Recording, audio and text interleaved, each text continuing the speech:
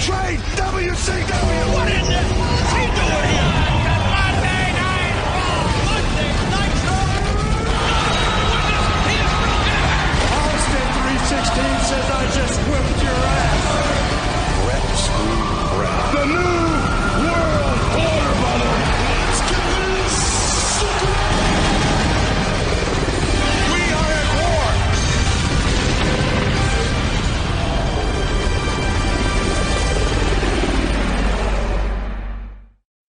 I got to tell you something about this Nitro. Oh, God. Oh, yeah, you're telling me. First, Vinny, give us the date of this Nitro. I think I wrote it down wrong because this is January. This same day as Raw, so it would be February 7th of the year 2000. All right. Wow, exactly. It says February 7th as well, since we're doing this on a Thursday. So, I don't know why I've never noticed this before, but I go to the network, and I go to load it up, and it says Nitro 229. Okay. We've watched 229 Yes. Nitros. Yeah. Are you fucking kidding me? There's 52 a year. I was ready to kill myself when I saw that. 200 and I've watched 229 Nitros twice. Yeah. Are you fucking kidding me? And you wrote several books about them. Oh. Or the same book over and over, but yeah. That was almost too much for me. That was almost... Forget the Russo ones we watched. When I saw that I've watched 229 Nitros 2 times, I was like, and there's what's happening? And it's going to snow. There's still like 60 to go. Jesus fucking Christ. Oh. And it was this one then when you realized that. This was so bad. Okay, let me tell you something. Those Russo shows were like hideous. You know what I'm saying? Mm-hmm. Horrible. Mm-hmm. Okay? I do. But like he left, and then Sullivan and the crew came in, and like everybody talks about how boring they are.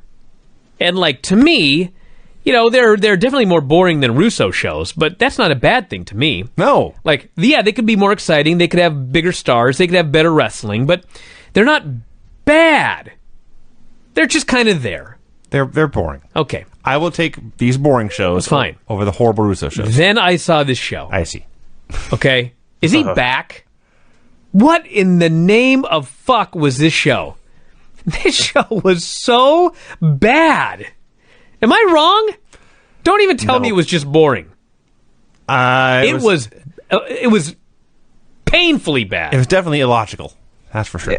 I think the biggest thing for me is, as an audio guy who works in audiovisual, Oh, DJs, it was horrible. All of the audio problems that were coming on, it was just a nightmare. This was... And Danny Hodge is watching this show. Yeah. Oh, my God. Anyway. So, a recap of Thunder.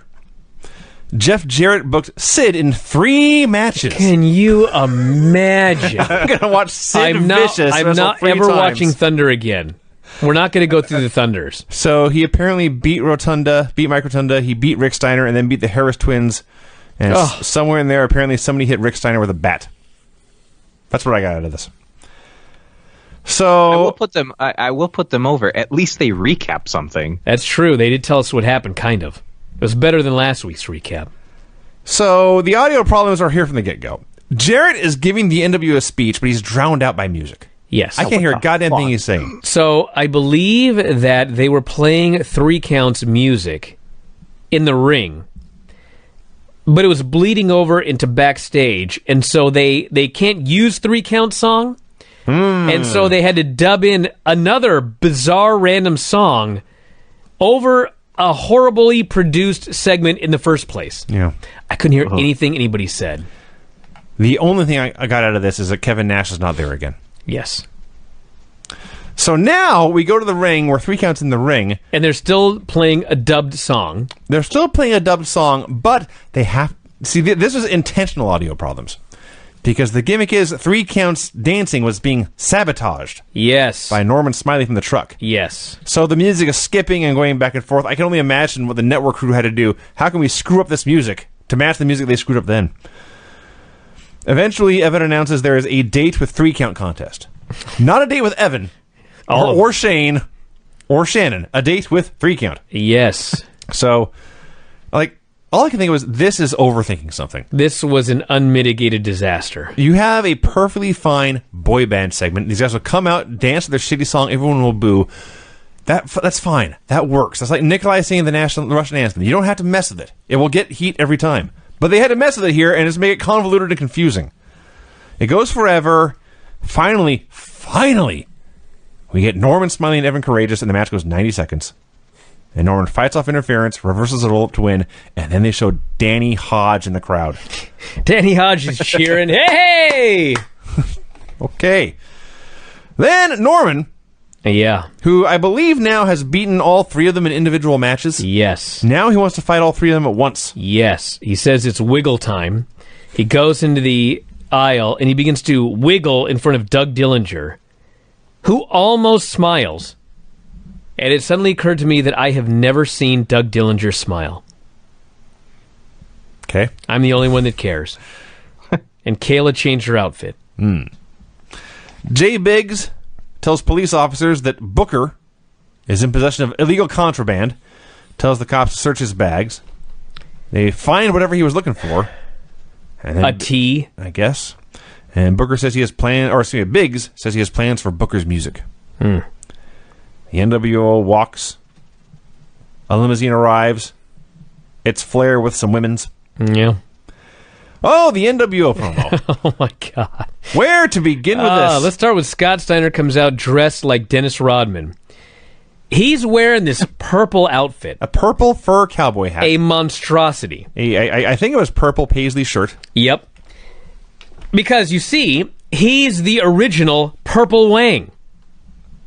Well, actually, he called himself, everyone, the Purple Warrior. Yes. Yeah. Yes, he is supposed to be a giant, jacked-up penis. Yes. So, by the way, Shane, I don't know how long you've been following along, but about a year and a half ago, Scott Steiner started this gimmick. He was Hollywood. Wasn't it Hollywood Scott Steiner? For like a week, yeah. Yeah. He was atrocious. There was White Lightning Scott Steiner. He's just Scott Rex Steiner. Yeah. Just a college athlete. Just a large, muscular man with a terrible haircut. They turned him into this Hollywood guy. He was so nervous. He was so wretched. It was just the worst. And I guess he just started to watch his Superstar Billy Graham tapes. And now he's the fucking best. Yes. Now he does do one of the dumbest but most awesome promos I've ever heard. He comes out and he starts to unleash on Ric Flair.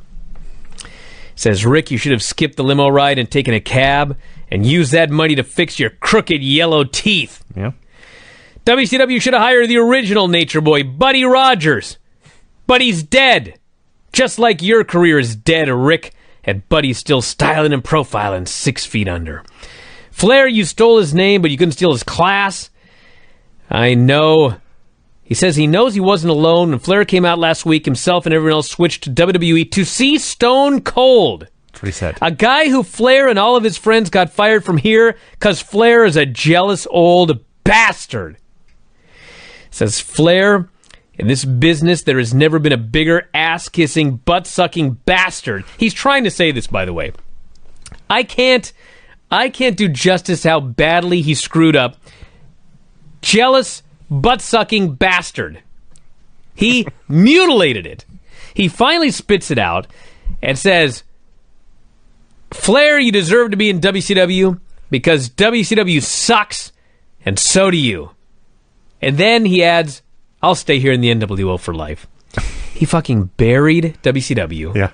6 feet under. He buried Ric Flair. For no reason, by the way. No! I don't even know why he's mad at Ric Flair. Why is he mad at Rick? I think Scott Recksteiner is mad at Richard Fleer for not retiring. Rick is supposed to be a heel. Yeah, so Scott. The NWO are heels. Yeah. There's no feud here that I'm aware of. Like, it was bizarre. But it was amazing. Yes. The best part to me is watching Jeff Jarrett and Scott Hall and the Harris twins in the background all look at each other. Because I don't think any of them knew this was coming. But they're all kind of looking at him like, well, you go interrupt him. I'm not interrupting him. Nobody was interrupting this guy. We'll just let him go. There was also a great moment before he started talking where Mark Mann goes, they were in Tulsa. And Mann goes, you know what you get when you spell Tulsa backwards? There's a long pause, and Tony says, no, I don't. They moved on. The answer, everyone, is a slut. Oh, Brian. Yeah. That's what you get when you spell it backwards. So eventually, Jarrett lets Steiner speak his mind. He sure did. And then just gets back to work. He moves on with business. He announces Mark Johnson will be the referee for his match with Sid. Slick Johnson. He hasn't been a heel ref in 2 years. But now he's a heel ref again. That would also be a no DQ match. And then for tonight, he books Sid Vicious against Scott Hall. Oh, can you imagine? Scott Hall's very upset by this. He fakes a limp to say he's hurt. And even better, he uses hand gestures to indicate Sid is tall and big. Yeah. He does not care. Keep in mind, He's trying to get fired. Scott Hall's 6'5" and 300 pounds himself. Yes. So he's also tall and big. But yeah. Booker. Sorry, go ahead. Sorry. So this segment, you were right. That promo was awesome, but I literally wrote, it's a weird as fuck promo. Like, yeah. I didn't know what was going on. And then I will put one thing over for it, and actually it's this whole show. They're building the pay-per-view. It's 13 days away, and they did a bunch of little things building up the matches on it, like graphics, which is something I remember reading in your book was not something they always did. No. When Russo was in charge, they never built... I mean, they really never built to pay-per-views. It was all about getting ratings, and this crew is at least trying to build up pay-per-view matches to make some money. Yep. And then my favorite line is at the end. Jarrett says, Scott Hall will be all up in Sid's ass. And I was just like, we need to work on phrasing, guys. That was... Yeah. Booker and Midnight walk backstage. Booker declares, they'll take my colors, they'll take my music. His colors? Apparently he can't use flames anymore. Oh, huh. They'll never take my dignity. Plus his dignity is signed with Harlem Heat Incorporated. Dignity, yeah. Yeah. Gene interviews David Flair, who has an I Quit match tonight against Terry Funk. This was actually not a bad promo. He's got a match with Terry Funk later, an I Quit match. Of course, Flair and Funk had a famous one in 1989. Ric Flair, yes. Yes, and David says, tonight, I'll fight one of my father's battles for him. I watched this and I thought, you know what? This fucking guy could have been something. But they fucked it up. Like, look at Charlotte. Yeah. She never even wanted to be a wrestler. No. She decided she wanted to be a wrestler because Reed died. Mm-hmm. Like, if David wanted to be a wrestler, and he would have had the opportunities that they have nowadays. And I'm not talking about when they bought his contract and sent him to developmental. I mean, he could have been something. But such is life. Mm-hmm. Now he's just a crazy guy on this show. My favorite part of this segment was when David leaves, and so Crowbar and Daphne do like a huddle. And they break the huddle with a chant of outside interference. 1, 2, 3. I laughed. So Booker, they took his Harlem Heat music away. I think the actual music they gave him at the time was more like Leave It to Beaver. Here they edited in some wacky polka music. It's Booker versus The Wall. Can you explain to me why The Wall is getting a push? No. Wall. He's big. I can't. You know what? I can. He's big, and Hulk Hogan is coming back and needs a big guy to fight. That's true. Yeah. I hadn't thought of that. So, in 3 minutes, Booker hits the axe kick. He hits the spinneroonie. He hits the bookend. The place is going nuts like this is a major star. And he's been Booker T for a long time, but he's not gotten a reaction like this. And then J Biggs distracts him, and The Wall hits a chokeslam and pins him. The Wall pinned Booker T. Yes. So at this point, Biggs orders the cops to arrest Booker for a number of charges related to the beating last week, including attempted murder. Attempted murder. I mean, assault. Isn't that everything on this show? Assault for sure. Yeah, I don't know about attempted murder. He definitely assaulted Jay Biggs. That's no doubt about that. Very, very excessive. And then Tony Schiavone actually says, nobody has ever been arrested on Nitro before. What? I don't know. Brian Knobbs screams at Jarrett. I don't want to go into the whole rigmarole they did last week, but he's mad at him. So he says again... Well, allow me, Vinny. Okay. Last week, Brian Knobbs wanted a match with Finlay. And Jarrett said, you want to be in the same ring with Finlay? Fine, it's on. and ended up being Finlay was the referee, and Knobbs faced somebody else and got beat up. Lex Luger, right? Yeah. So this week, Jarrett says, if you'd paid me more, you would have wrestled Finlay. And then he goes, do you want to be in the same ring with Finlay tonight? The same fucking question that he asked the guy last week. Yep. That got him into this mess. Yep. And this fucking moron Knobbs goes, yeah! Yep. And the same thing happened again. Yes. He can't be a babyface. He's No. too dumb. Are you kidding? No. Well, it's WCW, so That's anything's fair. possible, That's but... Yeah, they didn't even tease it for later. He walks out of the room, they all laugh at him for being stupid, and they Yep. say Bam Bam Bigelow will be his opponent. Yep. And Phil will be the ref. Terry Funk questions Arn's loyalty, Yep. and Arn says, well, we'll see how you handle yourself in this match against David Flair tonight. Funk tells him a man's got to do what a man's got to do. Lenny and Lodi say they're going to challenge the Mamalukes. They had lines in here saying, we need a tag team Nizam. God. And afterwards, we'll go chase rats. Yeah. Tank Abbott versus the Barbarian. Who has long hair now. And, like, clothes. It was weird. Yes. He looked like... I don't know what he looked like. He didn't look like a barbarian. No. They had a sloppy brawl. The ref tried to get between them to separate them, and this gave Tank a chance to hit a big punch and knock Barbarian out and win via KO. Mm-hmm. As he is leaving, Big Al tries to confront Tank. The Tank blows him off. This fucking feud. Tank and Big Al. It's like Tank says, hey, I've got a friend I wanted to do an angle with. Yeah, that's what happened. And they asked no more questions. No. They just said, cool. What's his name? Big Al. Bring him in. I don't even ask that. I think they just said, okay, Tank. Okay, Sure. Mr. Rabbit. Crowbar finds the demon's casket. I wrote crypt. He rocks out in front of the casket, and then Yeah. Daphne screams, and he goes back to see what's going on. The kid cam is back, Tori's in the women's locker room filming all the chicks naked, apparently. I guess. That's exactly what happened. Well, that's not what happened. What they talked about. No, Tori goes, put that thing away. He goes, not when there's so many naked women around. And she goes, ha ha ha ha ha. She kisses him. It's like, this is weird. It is weird. This is bizarre. An Oklahoma promo.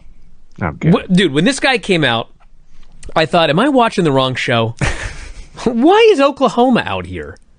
For a wretched, Russo-rific segment. Yes, it was. This was horrible.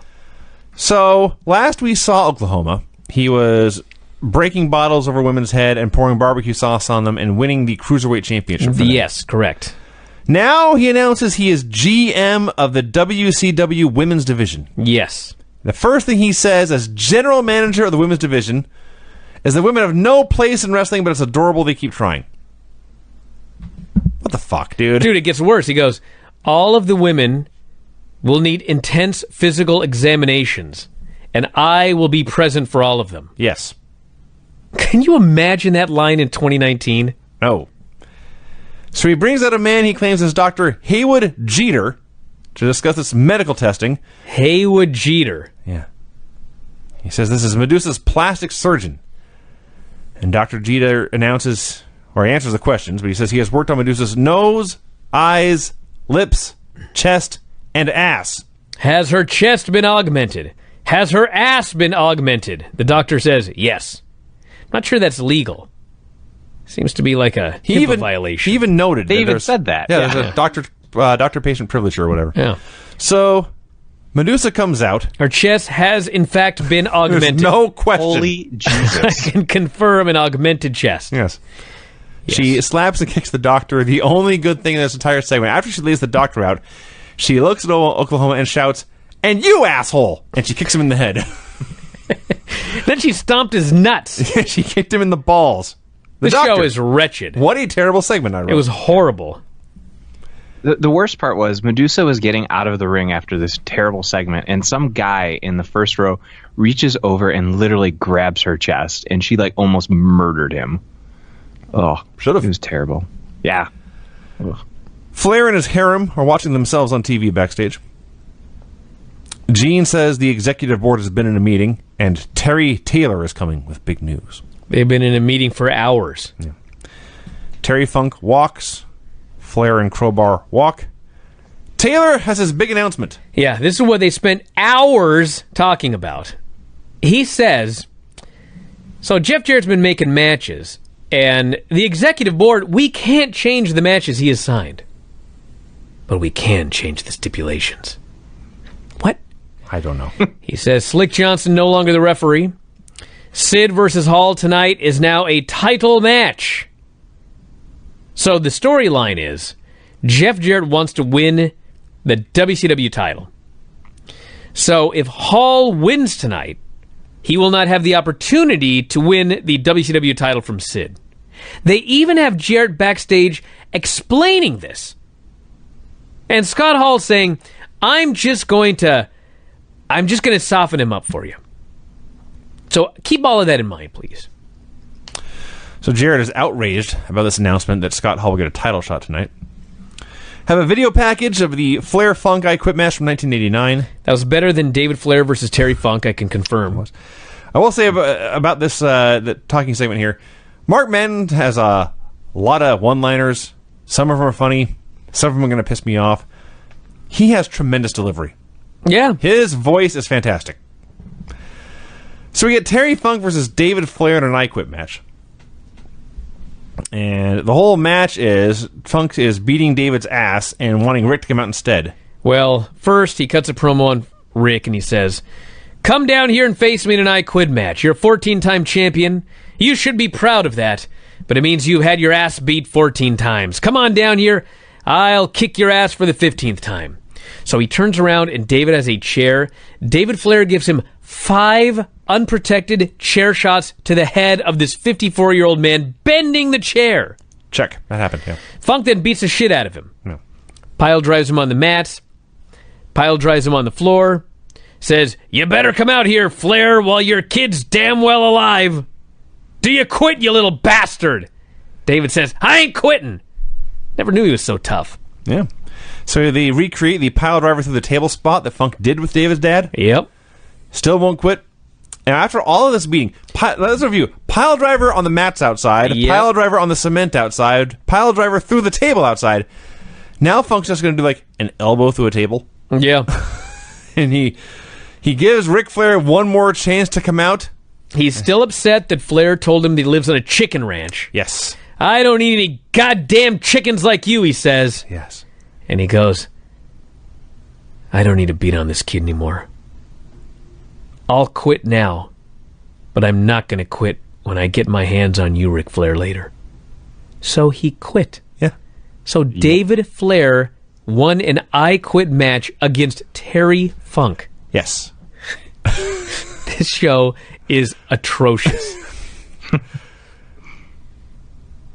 So Mike Tenay is looking on at this in disapproval. You don't say. Arn tells him to get a camera crew ready. They go to break. When they come back, Arn says, that was a beating David didn't have to take. I almost agree with Scott Steiner. Where was his father? Ric Flair's dancing around with 3 broads when he should have been he should have been that kid's dad. And Funk, you went out and did that. Flair let it happen. I'm bowing out of this whole thing. I feel like stepping out of the human race. This made him sick to his stomach. He doesn't want any part of it. Man. Well, they're sure getting me to cheer for these guys, aren't they? Hey, I don't think they know who's supposed to be over right now. Disco Inferno versus Stevie Ray. I wrote Stevie Richards. I was baffled. Thank you for correcting my notes. Disco was shredded tonight, by the way. Yeah, Stevie Was pedigreed him in one.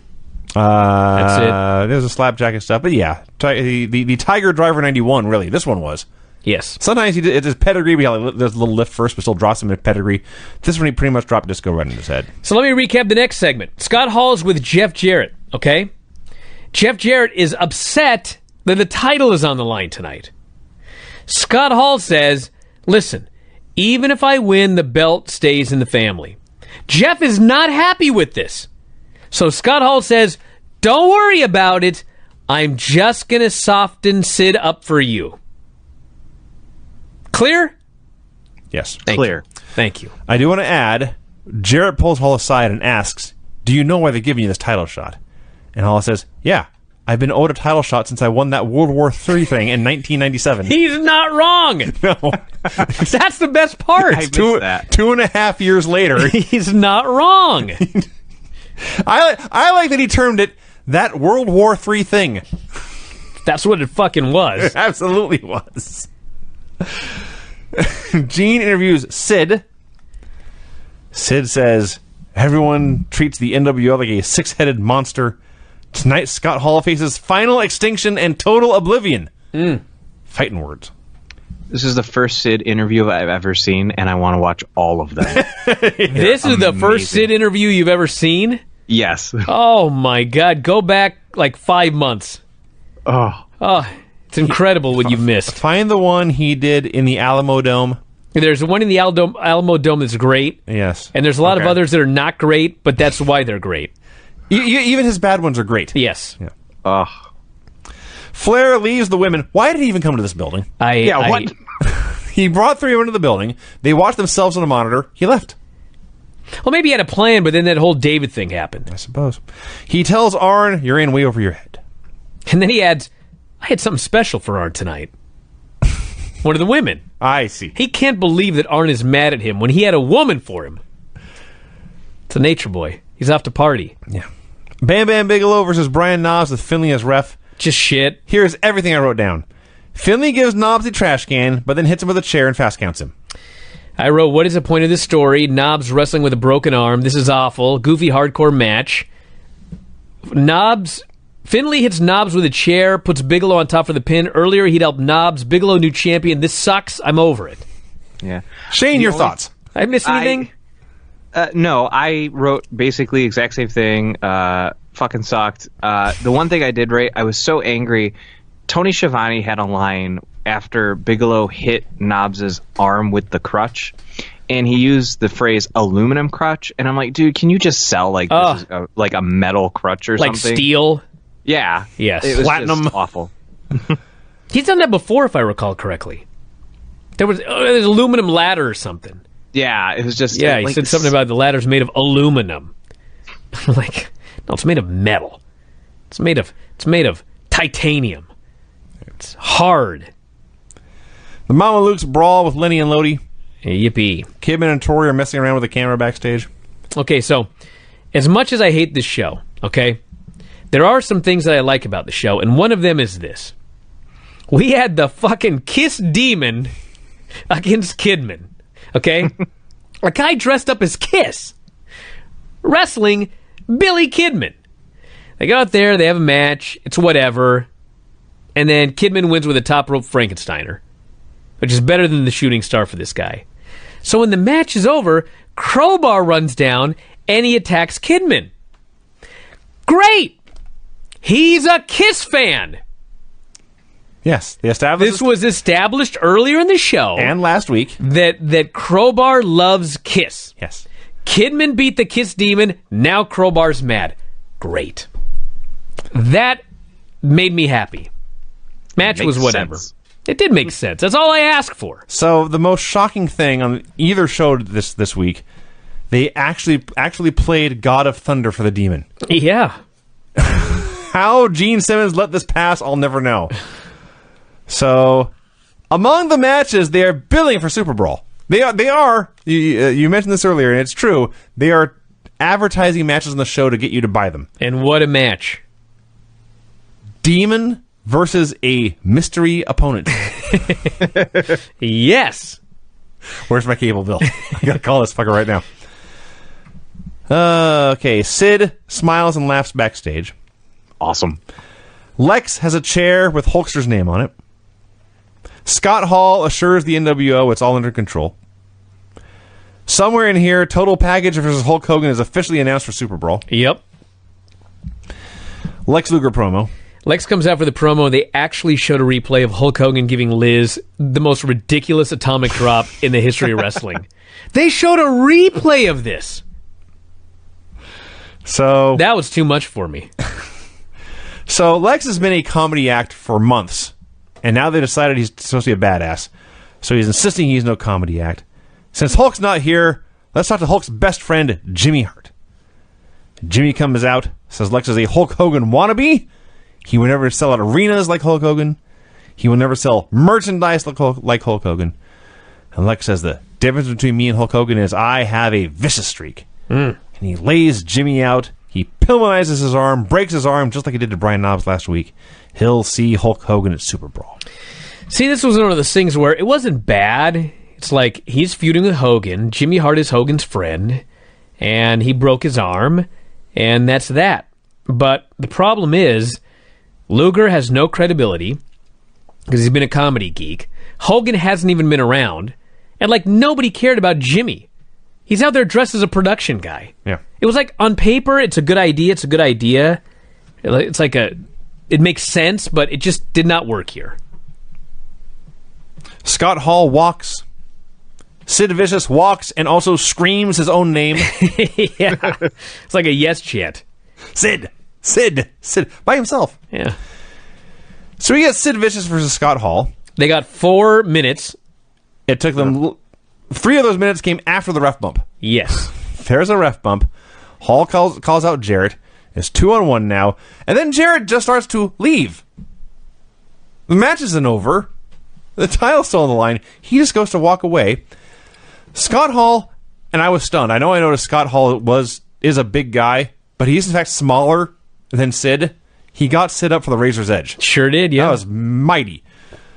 I'm stunned. Jarrett is even more stunned because he thinks he's going to lose his title shot now. He runs down. So you understand. I do understand. Yeah. Yeah. Because Hall hits the edge. Mm-hmm. He goes for the cover. Jarrett is infuriated. Yeah. He doesn't want Hall to win his title. Nope. He runs down there and he hits him with a guitar. And he puts Sid on top and Sid retains the title. None of the announcers can figure out why he did this. I was so angry. This was explained in like 3 different segments. These fucking announcers can't figure out why Jeff Jarrett hit Scott Hall with a guitar. I don't know why that made me so mad.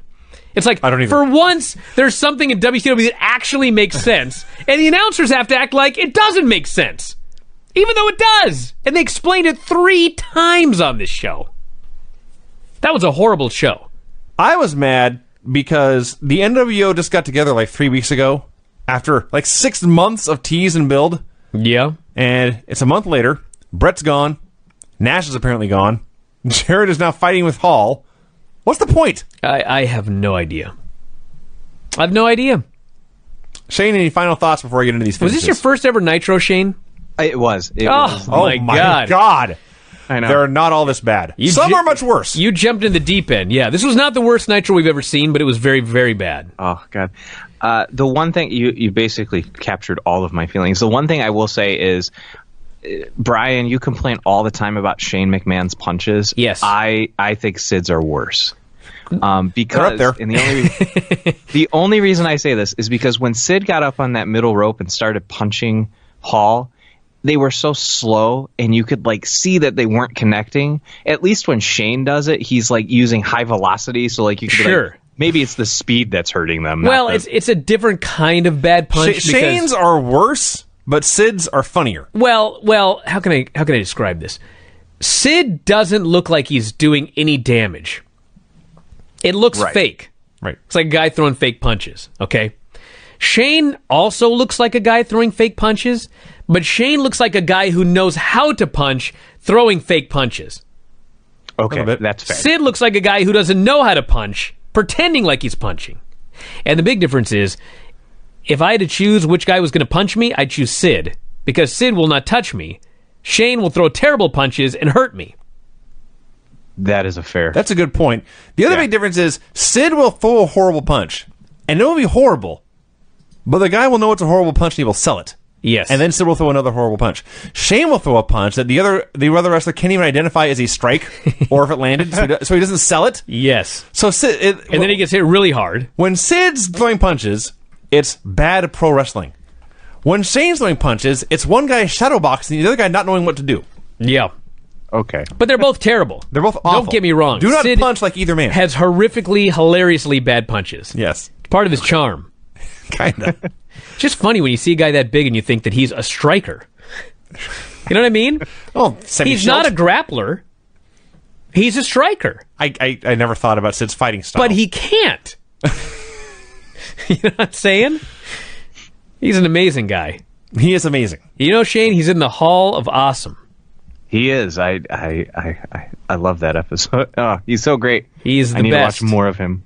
He's the best. Vinny, are you ready for your report? Brian, I'm always ready. The finishes on this show were pin despite interference, pin after distraction, ref stoppage due to KO, I Quit match ends when the guy who was winning quit, pin after a tease of a weapon shot, pin after interference and fast count by a crooked ref, clean pin, and then pin after a guitar shot by a guy's pal.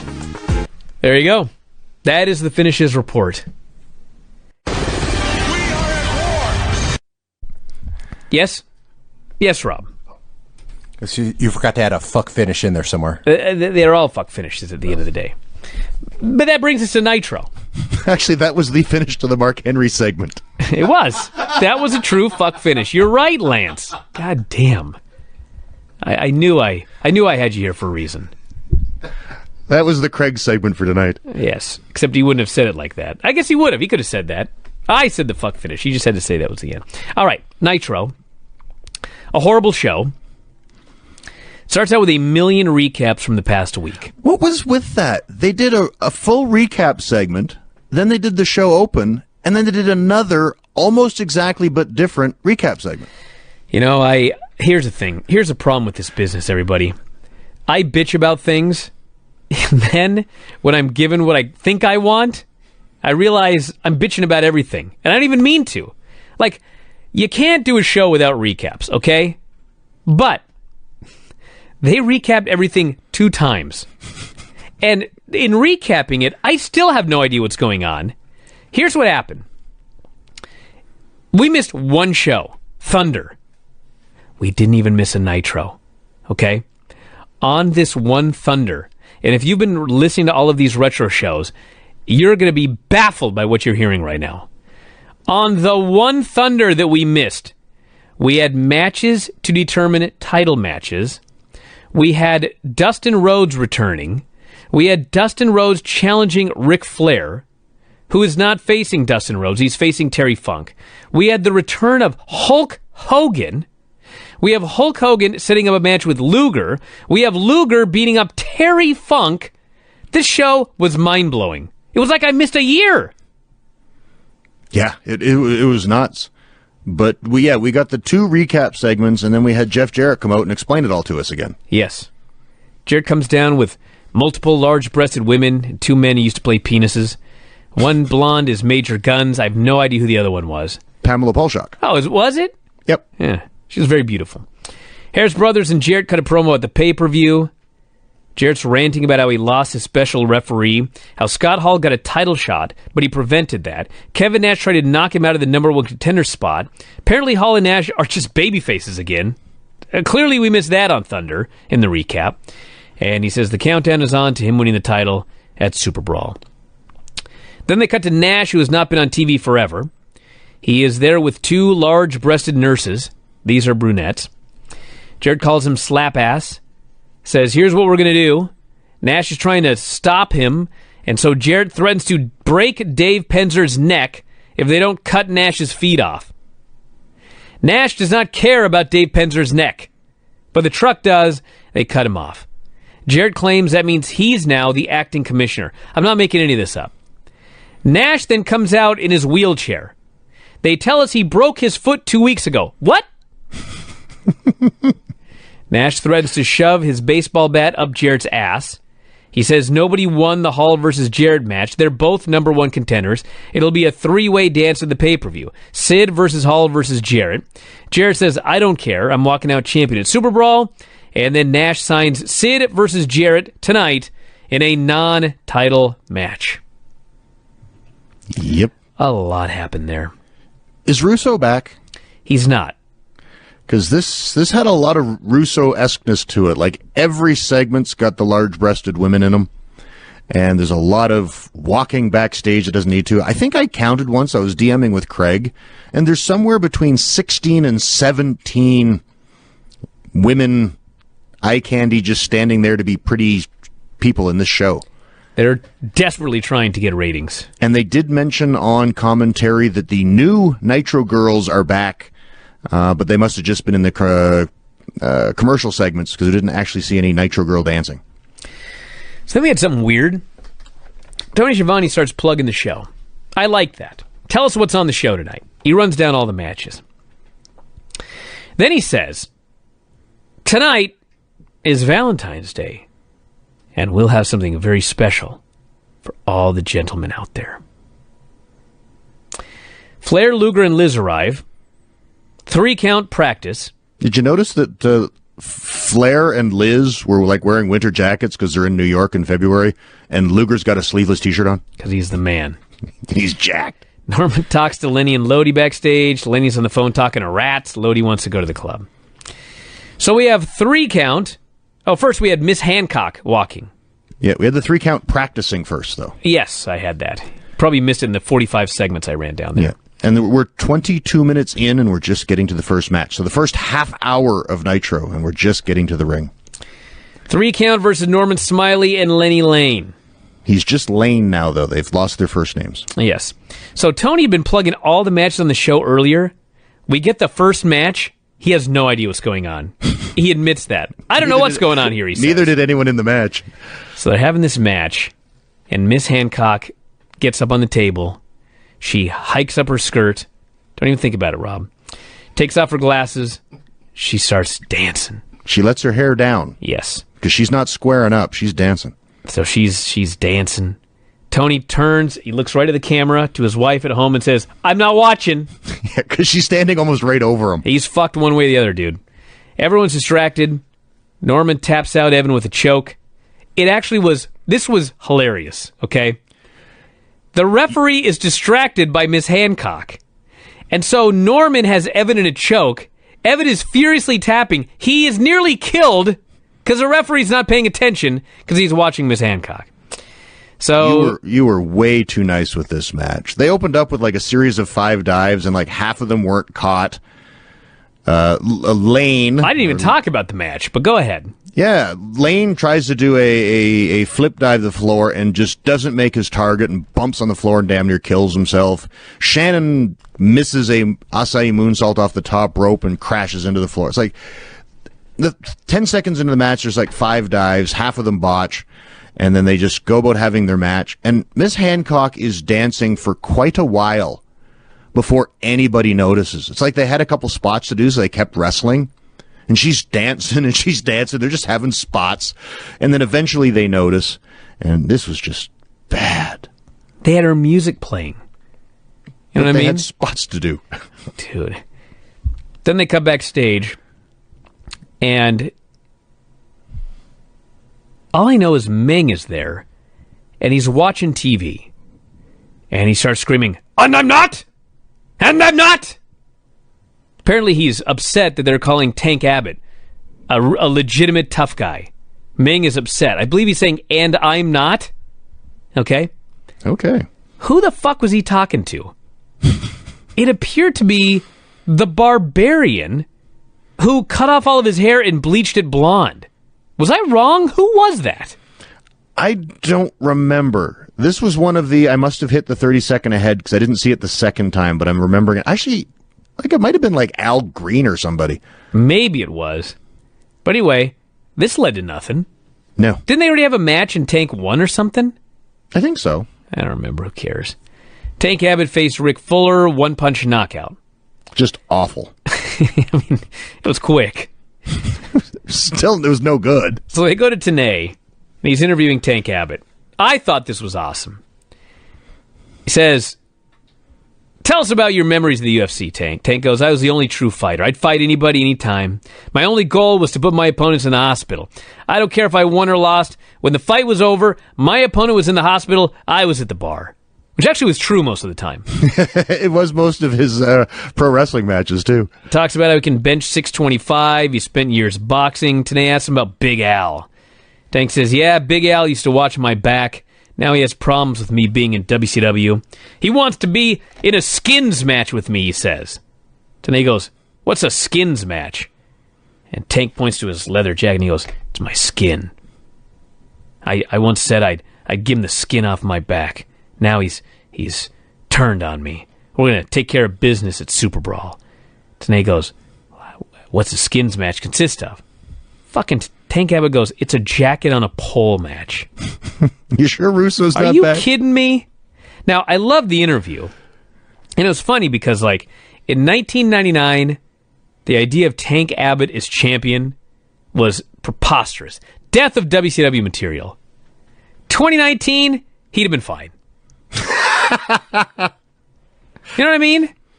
He wasn't a great worker, but, like, he was a fine promo. He was a tough guy. He'd go in there and punch out people in a minute. I mean, fuck, they had worse champions than him in the last decade. I can tell you that much. They had worse champions than him then.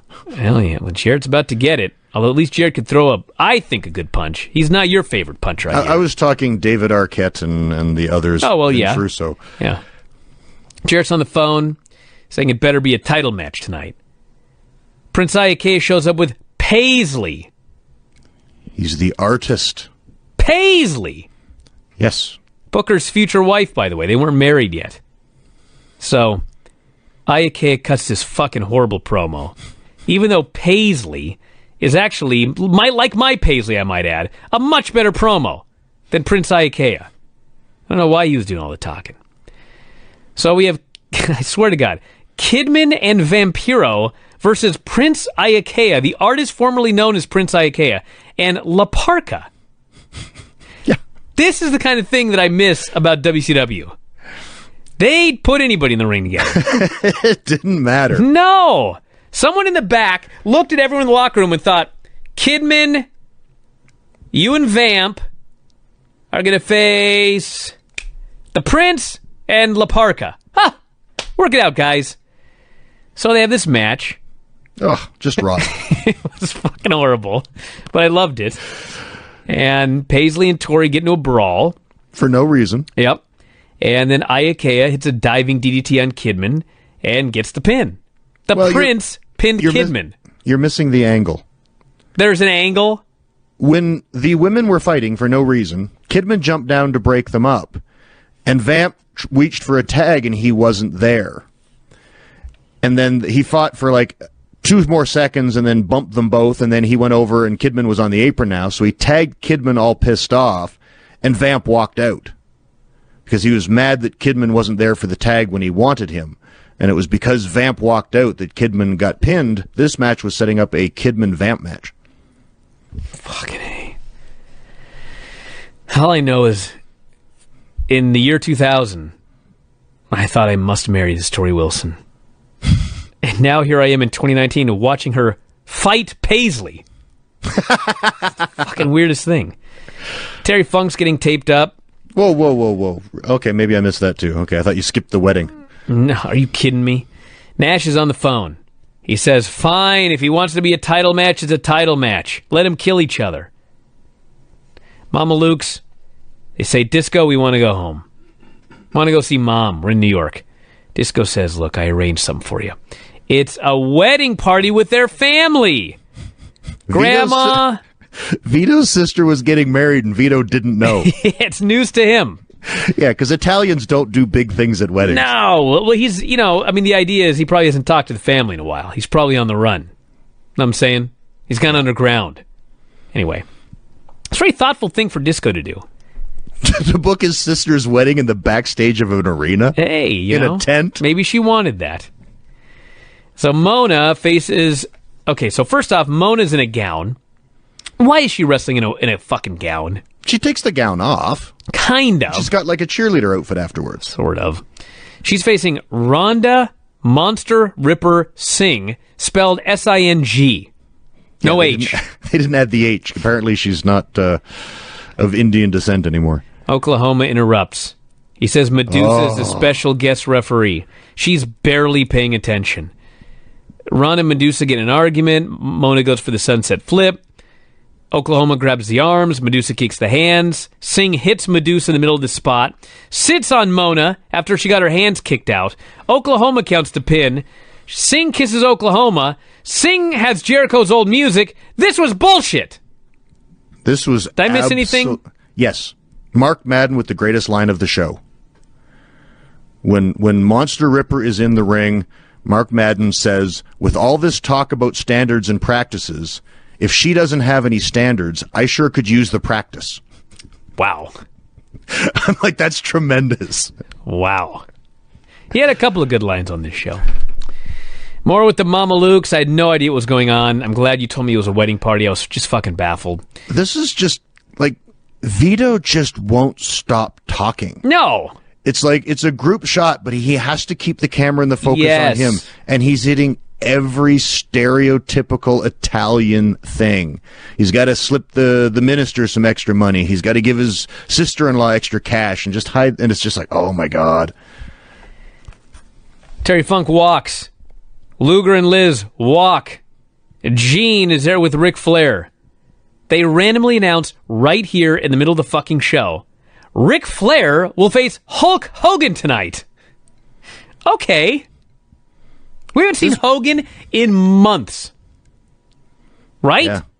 As far as I can remember. He's been mentioned the last week or two, but it'd be the first time we've seen him. Guess we have to watch Thunder.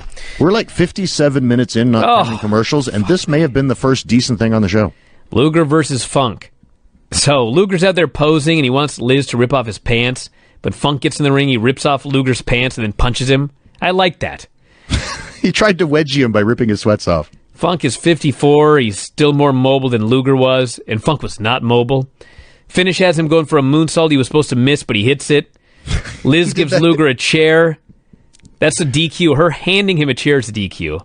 Luger starts hitting Funk in the head, unprotected chair shots.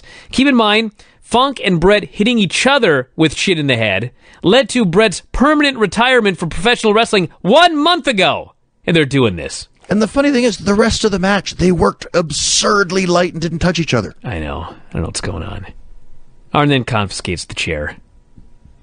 Gene alerts us. Breaking news. Jeff Jarrett versus Sid will be for the title tonight, but not the heavyweight title. Jarrett's United States title. So this is what happens on paper, everybody. They'll tell you what happened in real life. Gene is supposed to make this announcement, and as he makes the announcement, the reaction of Kevin Nash and Sid, we're supposed to see, like, it happens at that moment, right? You know what I'm saying? Yep. Okay.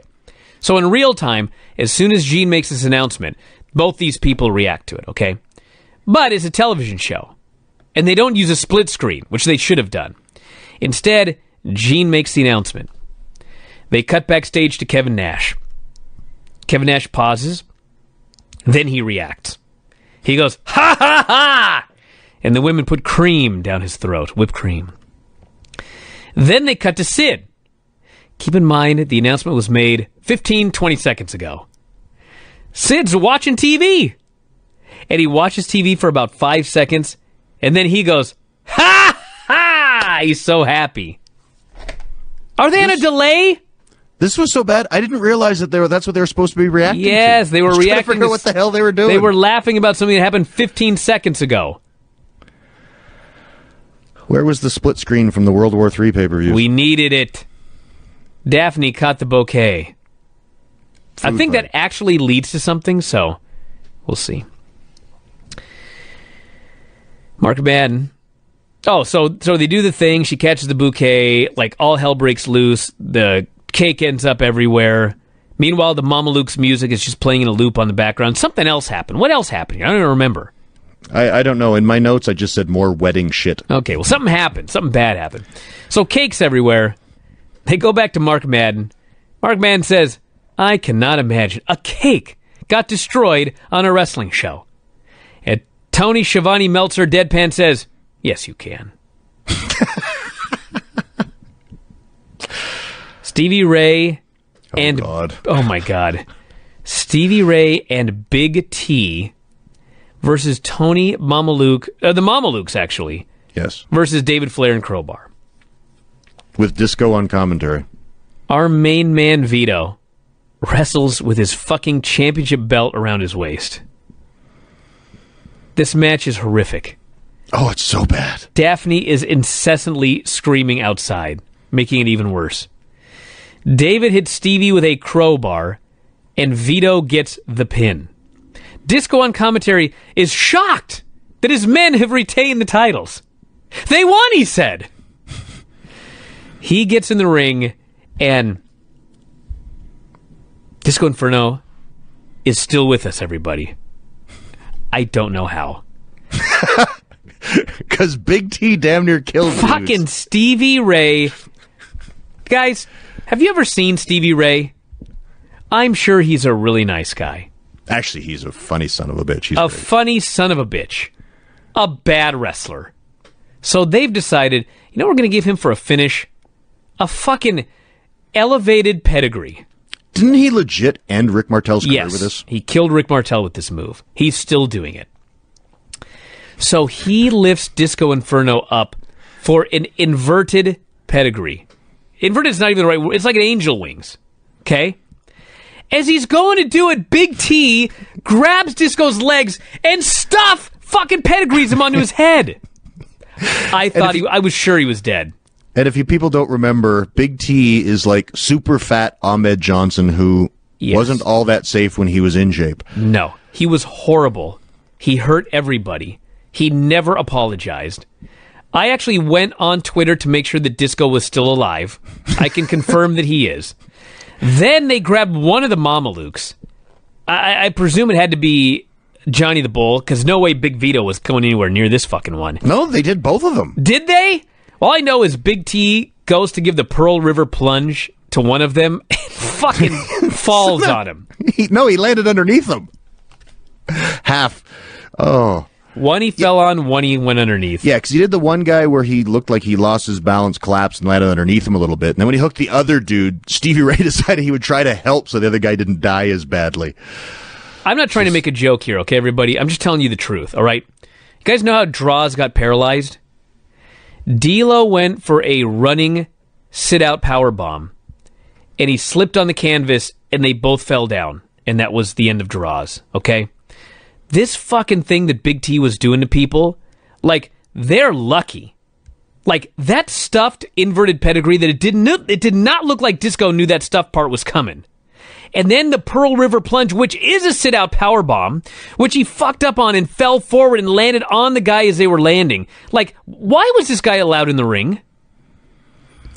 Yeah, I don't know. It was bad. That was brutal. Canyon's with two girls. Got to have more girls. And what was the title belt he had? Did he have a replica belt? It looked like a hybrid between the old AWA belt and the big gold belt. I'm like, what the hell Canyon doesn't have a title? That's a good question. I don't have the answer to it. I want to know how much all these women were paid for tonight. Probably more than you made when you were there. Actually, I got paid well in WCW. Dude, they had 50 women on the show. I got paid well in WCW. Dustin Rhodes gets buried. And the Mamalukes are... Oh, yes. Fuck. So the Mamalukes got killed, and they stretchered him off. Okay? And Vito's got to no-sell it. They get backstage, and Vito just hops off the stretcher and says, we got to take care of business. Like, Disco and Johnny, even Johnny the Bull, who's greener than grass, even he's selling. Not Vito. He's 100%. Did we need 10 Italian segments on this show? No, we did not. Bam Bam Bigelow versus The Wall in a hardcore match. I believe it was our show last week where I said, why is The Wall getting a push? And I don't know who it was, but somebody said, Hogan's coming back. They must be building up an opponent for Hulk Hogan. I thought, goddamn. I do remember when The Wall was on top of that building 3 miles away, and Hogan said, it's The Wall, brother! So I thought maybe they're right. Well, Wall comes out here, handicap match, they go 2 minutes, Bam Bam Bigelow beats him clean. Yep. Why were they pushing The Wall and then they just beat him? Then Brian Knobbs runs down. He has a cast on his broken arm. He beats the shit out of Bam Bam Bigelow. And then The Wall chokeslams Bigelow to get his heat back. Wretched. Awful. Gene with the Mamalukes. Got to have more Italians. I will say this was the best segment on the show. For the Mamalukes, at least. because Big Vito cut a promo, and it was actually a pretty damn good promo. He's angry. He's upset with all those Fazanooks out there. That's a new one. Fazanooks? And he says, and I quote, "You guys are dead." He wants an Italian stretcher match. I like this promo. Yeah, Vito was a pretty strong promo, actually. Canyon, Dustin Rhodes. I swear to God, Dustin Rhodes puts Canyon in the corner. He splays his legs wide. He rears back. He kicks him as hard as he can in the nuts, the Shattered Dreams kick. Canyon does not sell it. Well, he sells it and No. then stops. It's so blatant that the announcers are literally asking on air, does he not have nuts? And then Dustin pins him. Yeah, he hit the Shattered Dreams, and he sold it briefly, and then he, raked Dustin's eyes so that he could whip Dustin into the ropes, so Dustin could just cut him off and hit his finish. Yes. It's like, why didn't you just get kicked in the balls and take his finish? I don't know. So you didn't mention that the girls that were with him backstage were now in heart-shaped bikinis. Oh, they were, yes. Thank you. Hulk Hogan promo. He's randomly back in the red and yellow. Booker T promo. So, if you remember, they have been overdubbing his music for weeks. Because I guess he had a Leave It to Beaver song. And he acknowledges here he has Leave It to Beaver music. So then, he comes out to face the Kiss Demon, and they play the Leave It to Beaver music. So I don't know why they edited it out off all the other shows. Booker beats the Kiss Demon in a squash. Yeah, it was nothing. But No. this is the absurdity of WCW. It's like, this is a large company that does entrance music for all their talent. Clarence Mason owns Booker's music. They can't get him new music, so they give him Leave It to Beaver. Like, yes. WCW as a company can't come up with any other music for Booker. No. They can't give him Jericho's theme because they give it to the Monster Ripper. Oh. Hogan. And then we get Flair Hogan. Hogan and Flair. So they're in New York. Hogan is super over. Flair is super over. Hogan's a huge babyface. Flair's a huge heel. They were both in wrestling heaven. The perfect opponents. This is probably every match you see of these two. Yes. But it's always great. When they both pass on, they will do this match into eternity. They did every match they've ever had. Flair gives him a low blow right in front of the ref, who does nothing because fucking Nick Patrick, and he sucks. He looks right at him as they do it. Flair works over the knee. Hogan makes a comeback. Flair gets the gimmick, KOs him. Hart runs down. Flair punches him. Goes for the cover. Hogan kicks out, hulks up. Runs wild. Leg drop of doom. Luger hits the ring for the DQ. They double-team Hogan. He makes his own comeback. Goes after Liz. She's pulled to safety. This was not a great match, but you know what? It was a professional wrestling match, and it was a lot of fun. I liked it. Yeah, I enjoyed it. I don't think these two could have a bad match in this scenario. It was fun. No. If you remember, in 2010, they had a match where Hogan blew out his hip running the ropes 2 minutes in, and he was 55, and Flair was 58, or whatever their ages were at the time, and they still had a decent match. Yep. And then Hogan's posing and celebrating, and Luger comes back and hits him right in the head with the bat. Yep. Because we've got to just run in and jump them and let the babyface make a comeback, and then run in and jump them again. So they stomped on the chair, and that was that. If you watch on Apple TV, by the way, the show ended here. There's a weird glitch. Yeah, it was weird. On my iPad, when you get to the last 2 seconds of the show, a thing comes up on the bottom that says the next episode. You can hit to play it, or you can close it off. It came up here.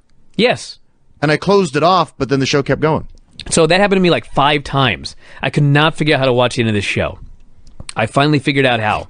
You shouldn't have tried. Okay? So listen, if this happens to you, there have been about 3 Nitros this happened. If you're watching on Apple TV, and in the middle or near the end of the show, the screen comes up that says the next episode is going to start in 10 seconds, you have to scroll right to highlight that, then scroll back left to the show and click it, and the show will keep going. Otherwise, it just goes to the next show. It's very strange. Jeff Jarrett versus Sid. So there's good news and bad news.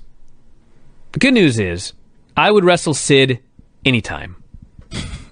Bad news is the match would suck. He's doing these punches in the corner. You know, when He could have punched an egg. They don't even look like a punch. He clubbers. You know, at the beginning of this show, I mentioned, was there ever a bigger discrepancy on a good show to a bad show with Raw and Nitro? Has there ever been a match where the discrepancy in the quality of punch of the two people in a match has ever been greater? Jarrett is throwing these unbelievable punches. Sid is throwing these unbelievable punches. Both unbelievable in totally different ways.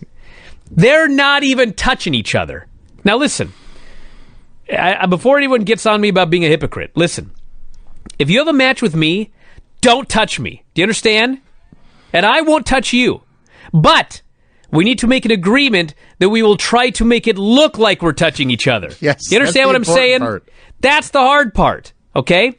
There's 3 ways to work. You can beat the shit out of each other. That sucks. You can not touch each other, but make it look good. That's perfect. Or you could not touch each other, and it looks like you're not touching each other. That's what these guys did. They had the lightest match. Like, if Kevin Dunn would have got a hold of this match, it would have been just incessant camera switching the entire time. Like, every split second, they'd be switching the cameras. So, finally, yes, there is a ref bump. One of the worst ref bumps. Here's what happens. Sid goes for a power bomb, and the ref falls down. I don't even think he lifted him up. The ref was standing so close beside Sid when he went for the power bomb that he got touched as he went to pick the guy up. So the ref's down. Apparently the ref didn't know what a power bomb was and didn't know he should get out of the way. Jeff hits Sid with the lightest belt shot in history. Ref goes to count. Sid kicks out. Jeff beats up the ref. Sid puts Jeff Jarrett in the crossface. He's now a technical wizard. The Harrises hit the ring. Jeff gets the guitar. There's no heat for any of this. It's dead silence. Jarrett hits Sid with a guitar. Jeff gets the pin. Jeff retains the title, his title. Sid retains his title. It is still a 3-way at the pay-per-view. So actually the big swerve by WCW and Kevin Nash of making it for Jeff's title instead of Sid's actually screwed Jeff Jarrett. Yeah, that's the idea. Because Jeff's a heel and Nash is a babyface. But I see what you mean. Yes, no, yes. but they... If it would have been for the world title. They were doing it as a punishment, but it actually... Because they were like, oh, Sid can win his title, but it's like, Jeff was supposed to not want his title on the line, but it's like, should have been the other way. One way or the other. Do you remember at the beginning of the show when Tony promised that there would be a big surprise for all the gentlemen out there? Maybe it was the girls in the heart bikinis? I think that it was Stacy dancing on the desk, which in storyline, he didn't know was coming. I can't think of anything else. Unless they edited something else off the show. Well, I will say this. The normal 3-hour Nitros were 2 hours and 15 minutes on the network. And this one was only 2 hours and 2 minutes on the network. And so they may have lost 12 minutes because they had technical difficulties. Yeah, because they did have this is presented in the most complete form possible. Maybe there was something too hot for TV. Maybe. We'll have to find someone on the board, look that up and tweet about it so we know what we missed. Somebody let us know what was cut out here that the gentleman had been promised on this February 14th, Valentine's Day 2000 edition of Nitro. There was only 20 hot chicks on this show. They must have edited off a couple more. Yeah. All right. Before I could do the music. Before we go, yes, Rob? Don't you have something you got to read from Ed? You've been bugging me for weeks. Oh, Jesus, yeah. Poor Rob. It's just a tough existence. Tired of Ed IMing me about this, you yelling at me about it. Fuck all of this. All of us? All of this. I see. All right. You too, Lance. Not you, Lance. Although I do have a bone to pick with you about you making fun of Italians all the time. Oh, I hadn't thought of that. Just those Italians in particular. I see. Rob was at the wedding. He didn't tell you that. Well, I am Italian, so hey. I've been to real Italian weddings. They're way better than a tent backstage. Usually. Can't confirm. Oh, man. Authentic Italian weddings are the best. Oh, the food.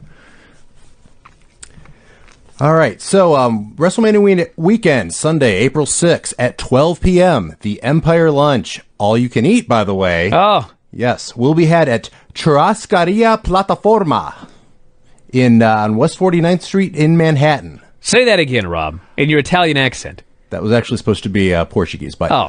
Churrascaria Plataforma. That's not too bad. You speak Portuguese. I do. Hey, you should do better than that. I try. All right. So it's $90 a person. For Manhattan, that's cheap. I guess. I think Ed's trying to just get some money out of us, but go ahead. Could be. So the address is 349. Shit. Is there a website? God damn it. There is not a website listed, but you can get all the information on the daily updates section of the Observer, front page of the Observer. I see. Okay. Also, luxury bus to MetLife Stadium for WrestleMania. It will depart from the Hilton Midtown, the site of WrestleCon, which is located at 1335 at the Avenue of Americas. Departure time is 4 p.m., and it will return from MetLife approximately 30 minutes after the main event. Times are subject to change, and the cost is $67 per person round trip. Oh, round trip. That's for all of you big spenders out there. You know what Ed needs to do is just say, we're going to have a lunch at noon and a bus. And if you're going to WrestleMania and you want to be involved, the information's on the front page in every daily update. Is that it? That's it. All right, there you go. There you go. I'll plug Ed's stuff, but he still irritates me. And he knows it. Makes things worse. Hey, Lance, if you ever come back to Seattle, I'll make sure you get some authentic Italian cooking. Cooking? Yeah, not for me, my wife. I was going to take him just to Applebee's again. Oh, get out of here, Lance. You suggested that. Let's get some plugs in. Good job. Why, thank you. Let's talk about this Nitro show. What a weird show. WCW Monday Nitro number 231, also February 21st of the year 2000. Boy, when this show opened, I remembered. This was the day after Super Brawl 2000, where unannounced, as a complete surprise, Yes. who should show up at WCW Super Brawl but James fucking Brown? Yeah. The actual James Brown. Excuse me, you say. James Brown? Mm-hmm. The godfather of soul? The hardest working man in show business. He appeared on Super Brawl unannounced. Yeah. I hate this company. I'm sure they got him for free.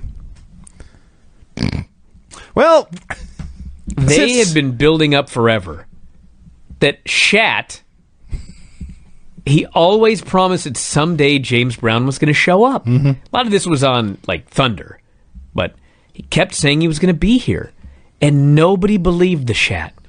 They thought he was full of Shat. And then all of a sudden one day, there's James Brown. They spent all that money to throw him on a show that nobody was going to buy. I don't know how many people would have bought it if you would have advertised James Brown, but why not? hey, they didn't even advertise a segment with the Cat. No. That's true. I had no idea the Cat was going to be on that show. If they had the Cat out there promising to deliver James Brown to the pay-per-view, and the answer said, folks, he's full of it, don't believe him, that would still be better. I had no idea any of this was going to happen. So here's the results. I'm just going to throw out the results for everybody. Are you doing the actual results or what you got from this recap? No, you can do the recap, then I'll do the results. All right, I'll do the recap. This is what I got out of their recap package. Prince Iaukea is now the artist formerly known as Prince Iaukea is now the Cruiserweight Champion. Brian Knobbs is the Hardcore Champion. The Wall beat the Demon. Tank beat Big Al. Big T beat Booker, I believe, with Swole debuting as in the New Harlem Heat. It's not Swole, but yes. My mistake. There was a stretcher match. I don't know who won. The Maestro was there. He passed out when James Brown arrived. Here I wrote, based on what I saw in this recap package, Dustin Rhodes screws Terry Funk. Yes. Okay. Hulk Hogan beat Lex Luger, and then Sid beat Jarrett and Hall in a three-way with like 1,000 ref bumps. It's a pretty good video package, apparently. I guess I got more than because I was still confused. Those are all best guesses. All right, so the results were the Artist beat Lash LaRue for the WCW Cruiserweight title. Knobbs beat Bam Bam Bigelow to win the Hardcore title. 3 Count beat Norman Smiley in a handicap match. The Wall beat The Demon, who last week got stuck in his casket because the hydraulics didn't work. Tank Abbott beat Big Al and then legit pulled a switchblade on him. in an unplanned spot. Yeah. You remember this? At which point, the announcers had to hurriedly say, I believe he's going to give him a haircut, and they cut away. They didn't know what to do. Big T beat Booker T. I'm sorry. I apologize. Big T beat Booker and retained the rights to the letter T. Billy Kidman beat Vampiro. The Mamalukes beat David Flair and Crowbar in a stretcher match. Ric Flair beat Terry Funk. Hulk Hogan beat The Total Package. And Sid beat Scott Hall and Jeff Jarrett. Yes, there were 11 matches on a show that went 2 hours and 45 minutes. So for the money that you paid for this, you got a bunch of matches lasting between 3 minutes and 37 seconds. And a whopping 15 minutes for the Ric Flair-Terry Funk match. And James Brown. And James Brown. So here on Nitro, Gene is about to introduce somebody for an interview, but then he is surprised when Lex Luger's music plays. Lex runs down Hogan. He's all serious, angry Lex now, even though he lost the night before. I beat the crap out of Hogan for 15 minutes, he said. You had Jimmy Hart and Sting running interference for you and whatever. It went 8. Yeah. Next time he says Hogan won't get lucky, and at this point Hulk Hogan interrupts. He runs down Lex with the usual, says, if you're so worried about Jimmy Hart beating you up, don't worry, I have a steel cage prepared, so it'll just be you and me later on. Now, Hogan leaves, and Lex leaves, but they don't do a commercial. Instead, Jarrett comes out for another promo. He's whining about being screwed, at the same time claiming he is the chosen one. This does not make sense.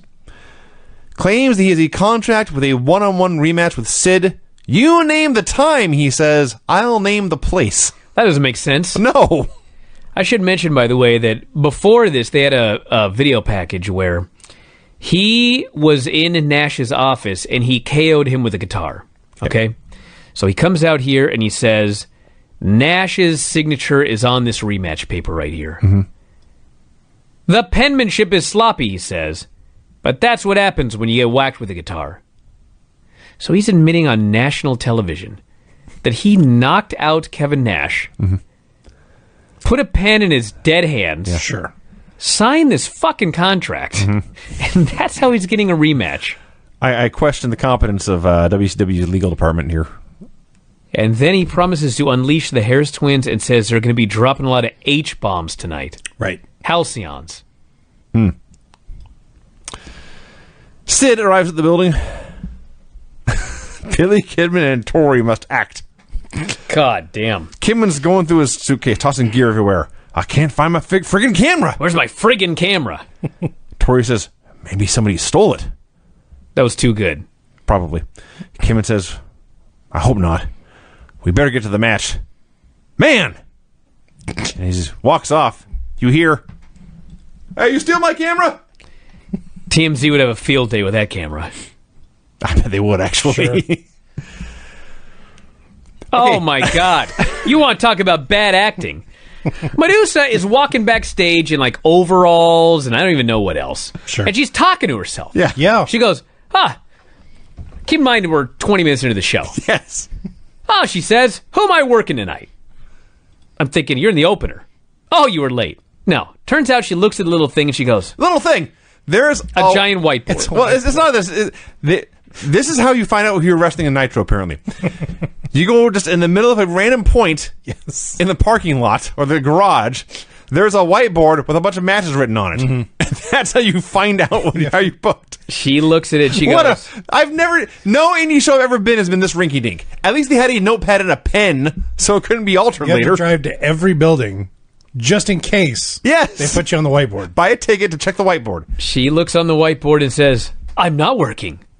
Why do they keep stifling my career? Why do they keep stifling my career? It's Oklahoma, that piece of crap. She starts kicking the sign, and she goes, I want a women's division! Like, you were born too early, baby. You'd have it today. Oh, God. Stephanie hadn't invented it yet. This was awful. Kidman versus Lash LaRue. It went 30 seconds. In that 30 seconds, Kidman, I think, broke his neck taking a head scissors. Yeah, he did. And Harris's attack for the DQ. Great. We waited 20 minutes for that match, by the way. Yeah. Someone has Kidman's camera, and they are filming Buff Bagwell hitting on Symphony. She flat turns him down, no interest whatsoever. And he accepts this, but he also warns her to keep her mouth shut. He can't have, You can't have word about this getting out. You know that Buff Bagwell is a babyface? Yeah. Yeah. He could not have looked like a bigger geek. This guy is supposed creep to be, he's supposed to be a top babyface that the women all love because he's buff and he's the stuff. He hits on Symphony. She shoots his ass down, embarrasses him. Yeah. Oh, no one will ever know about this, he says. Into the Well, he menaces her. He intimidates her. Yeah. Don't you keep your mouth shut about this. Dude. No wonder she turned you down. You're a dick. Vampiro versus Fit Finley. Best spot I ever seen in this match. Finley at this point is wrestling in like a camo vest. So he's in there with Vampiro, and Vampiro rears back and hits a great big chop. Slap to the chest. And Finley says, you little bastard, I can take that. Let me see what you got. And he unzips the chest and holds it open. So Vampiro says, okay. Hits him with an even bigger chop, and Finley screams and zips the chest back up. The vest back up. That was funny. They're doing this match. It is announced that Hogan versus Luger is now a last man standing cage match. You got that right. I guess. They Keep in mind, there's no ref in the cage. Yeah. They basically said it's escape the cage. It's rules. escape the cage, yes. But that's what they claimed. Anyway, here's the finish. Finley runs into the corner. Vampiro dodges. Finley hits the post. Vampiro schoolboys him and pins him. Yep. And then Fit attacks him and tombstones him. What was the point of any of this? I wrote pointless. It was absolutely pointless. In what must have been the lowest point of his professional wrestling career, Buff Bagwell is backstage getting his ass kicked by the Maestro. Maestro's in the mount, raining down punches. Buff is helpless. Bagwell can't do anything. They send out the geeks to pull him apart, and then Maestro does his best Ric Flair impression. He's ready for a match later on tonight. This was the second most embarrassing moment of Bagwell's career. Getting shot down by Symphony was number one. That's true. That happened This is number as well. two. And he's the baby face. Yes. I was cheering for the Maestro. I have a lot of things to say about the Maestro. La Parca is reading the newspaper backstage. Medusa interrupts him, whispers in her ear. He replies, Si, señorita. And she leaves, and he shrugs, and that's it. Hey, remember when the Nitro Girls broke up? It was like a months-long thing. Right. Yeah. They're back together now. Well, some of them like each other, some of them don't. To dance. They were separated. So maybe they have one crew in the ring and one crew up at the stage. Gene interviews Booker, who says he's lost the tea and the music and the flames, but he knows all of this, so he's going to fight on it anyway. So it's announced that Booker will face Big Vito. But then Disco comes out and says, well, it turns out they made it Booker against me, the manager of champions. But instead, I think it should be Booker versus both Mamalukes in a handicap match with the tag team titles on the line. So the Mamalukes hear this, and they're unhappy. Yeah. Yeah, they would be. They're getting a 2-on-1 match against one man. Yes. And they're upset about this. Well, they have nothing to gain. Well, the tag team. Yeah, they beat the hell out of this guy. Is what they have to gain. Vito is wearing his goddamn belt during this match again. Yes. Okay. I got a love-hate relationship with this Vito. He's a good worker, he's a very good promo, and he's a goddamn idiot. What is he doing out there with this belt on? He never sells anything. No. He's out there. He doesn't sell unless he absolutely positively has to. Yeah. I guess he's not a good worker then.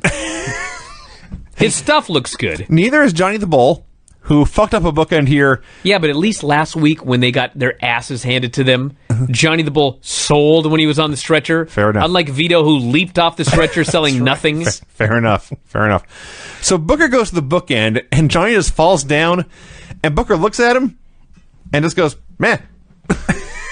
Turns to Vito to do something. So he kicks both their asses. This is why they were unhappy, Brian. They knew Booker would beat him up. And finally, Disco attacks with a DQ. I see, they kept their titles. What are they so mad about? Well, maybe they're mad they knew the Harrises would come out and kill everybody. Hey, I thought this match was good while it lasted. Sure. It was fun. Gene interviews Terry Funk and Dustin Rhodes, confusing the hell out of me. Because I could have sworn in the opening package they showed Dustin Rhodes turning on Terry. Am I wrong? Am I crazy? Sounds like it to me. That's what I saw. So Terry says this kid's 10 times tougher than his daddy ever was. And Dustin starts running down the Harrises. You two big bald-headed bastards, whatever he said. And Gene took offense at this. Bald. So in the recap here, at least on Wikipedia, there's no mention whatsoever of Dustin. Either I'm an idiot or their video package sucked. Or both. It could be both, yeah. Could be both. So they go from Dustin and Funk doing this promo. The announcers flap their gums for a while, and they cut backstage, and there's Sid in a room by himself on a chair. He just starts cackling. Yeah. And he screams, "I've got plenty to say!" And then he doesn't say anything. And they go to commercial. A little weird. Every Sid segment feels like I'm missing something. Something's been filmed out of order. or cut off the show. Not you. You ever think of that? Maybe it's not you. Gene interviews the new Harlem Heat. What was Big T wearing? I'll tell you, he was wearing a salmon pink sweatsuit. It looked like, you remember the workout movies with, Let's Get Physical? It looked like something one of the girls Olivia wear. Newton-John. Yeah, thank you. Thank you. Dating me. So this big dude, by the way, was not swole. Okay. It was the former 4x4. See, I thought 4x4 was swole. So No, those are all the same dude. Those are different men. Different giant men. Yes. Yeah. So Stevie says Booker knows this man, that his name is Cassius. Definitely not Ono, if you're wondering. Different man. The artist formerly known as Prince Iaukea versus La Parka with Oklahoma on commentary. Yes, Oklahoma on commentary for no reason other than, I guess, he knew what was going to happen. Yeah. So Parker comes out to challenge for the Cruiserweight title. Sure. Parker's looking tiny this week, except as they noted, the pectoral region. Yeah. Little busty La Parka. I did laugh when Oklahoma says, "Looks like he's got a great bench press." So Iaukea is very, very confused. Oklahoma hits the ring, tears off La Parka's mask. Shock of shocks, it's Medusa. At this point, the real La Parka hits Oklahoma with a chair. The artist hits La Parka with a chair and pins him with a diving DDT. What the hell was this? I wrote just a bunch of bullshit. Sure. That's literally my recap of this segment here. Jeff Jarrett and the Harrises walk. Terry Funk and Dustin Rhodes walk. Ric Flair cuts a promo on behalf of Lex Luger and his arms. Yeah, Luger and Liz are back there, and Flair's randomly with them now. And the audio is horrible. Yeah. They're promoting the cage match tonight. Flair's ranting and raving. He's cutting the promo for Luger. He's out of his mind, and he's in the middle of a sentence, and they cut away to the Harris brothers heading to the ring. Yeah. They cut away from Ric Flair doing a promo. Well, I think, here's what I think happened. The gimmick is Flair is supposed to do all the talking for Lex. Lex is standing there. He's got the cables just doing the bicep curls. So Flair's supposed to do all the talking. And as Flair's ranting, he loses his mind and says, "Tell him, package." And Lex just looks at him and keeps on doing curls. And Flair says, "Show him, package." And he keeps on going. So I think they gave Flair the cue to wrap it up, but he screwed up his line and then just kept barreling through. I see. Well, it's very important that we went to the ring for the Harris brothers versus Terry Funk and Dustin Rhodes. They beat the fuck out of Funk for an hour again. Just like last week, they just beat him and beat him and beat him and beat him and beat him and beat him and beat him. There was a ton of heat. And every time Terry Funk fired up... Dude, you talk about Raw. This crowd here was 1,000 times better than Raw on Monday. And this place is dying. Yeah. So Jared goes for the guitar... there's a bunch of shit that happens. No, I'm going to detail this. Okay. Jarrett, who's been doing commentary, he distracts Funk with the guitar. This brings out Sid. This causes Jeff Jarrett to hit the bell ringer with the guitar and run away. Sid gives chase. Dustin tags in, DDT's Funk. Jarrett runs into a car and drives away. We go back to the ring where Dustin's hitting Funk with a chair. We go back to the garage where Sid is saying, "Damn!" Tony Schiavone screams, "Two things going on at once!" And he is not wrong. Horrible television! It was a mess. Did we add, by the way, that Dustin was knocked off the apron, Funk put the spinning toe hold on the Harris brother, and the Harris tapped, and that idiot Nick Patrick didn't see it somehow? No, I didn't even know that. Yeah, it's news to me. There was a foot race, and Sid's a softball player, so, I mean, he moved all right, all things considered. Sure. And Jarrett flees in a limo, and Sid did, in fact, yell, "Damn!" And then there was, in fact, two things going on at once, and it was a mess. And then somebody holds up a sign that says, "What decade is this?" But there's more. There is more. Actually, before we go to the next thing, I do want to add that as they go to break, Dustin is still beating on Funk. Funk's laying We haven't down. even got there yet. All right. No. Dustin turned on Funk.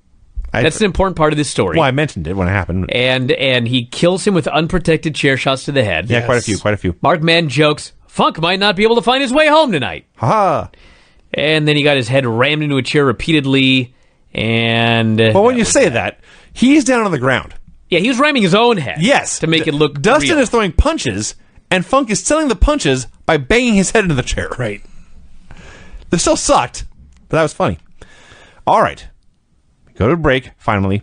We come back. We have a Buff promo. One thing is taken out of context, he says, and the boys stir it up. It's true. Again, he's the babyface. Yeah. We saw the video, dude. It's not being taken out of context. I think he said something about this happened before. He almost got caught before. A reference to Kimberly. Yeah, exactly. So anyway, says if the Maestro pushes his buttons, he'll show him how rough Buff can get. With Symphony or with the Maestro? I guess I'll have to show us. Maestro. He said very specifically, I'm Buff, I'm the stuff, I will show the Maestro how rough I can get. Terry Funk is loaded into an ambulance. Dustin pulls him out and then steals the ambulance. What a dick move. That's against the law. It is. I'm sure it is. All right, this has been an awful Nitro in hindsight. It's even worse than I realized at the time. But as I like to say, I am a fair man. And when something great happens... Sid's promo. Sid's promo here. Jesus, this was awesome. Says, yeah, I'll grant Jarrett a one-on-one match. I think it should be at Uncensored 2000. I like Jarrett. He's clever. He keeps me on my toes. He's clever. He's smarter than Psycho Sid. But you can never be the master of the master and the ruler of the world. I will see you in hell, Jeff Jarrett, and hell will be at Uncensored 2000. That was awesome. God, this is great. He's a very talented This talker, I was think. outstanding. Yes, Hall of Awesome. Yes. Kidman and Booker are being held back. They're trying to get at the Harrises.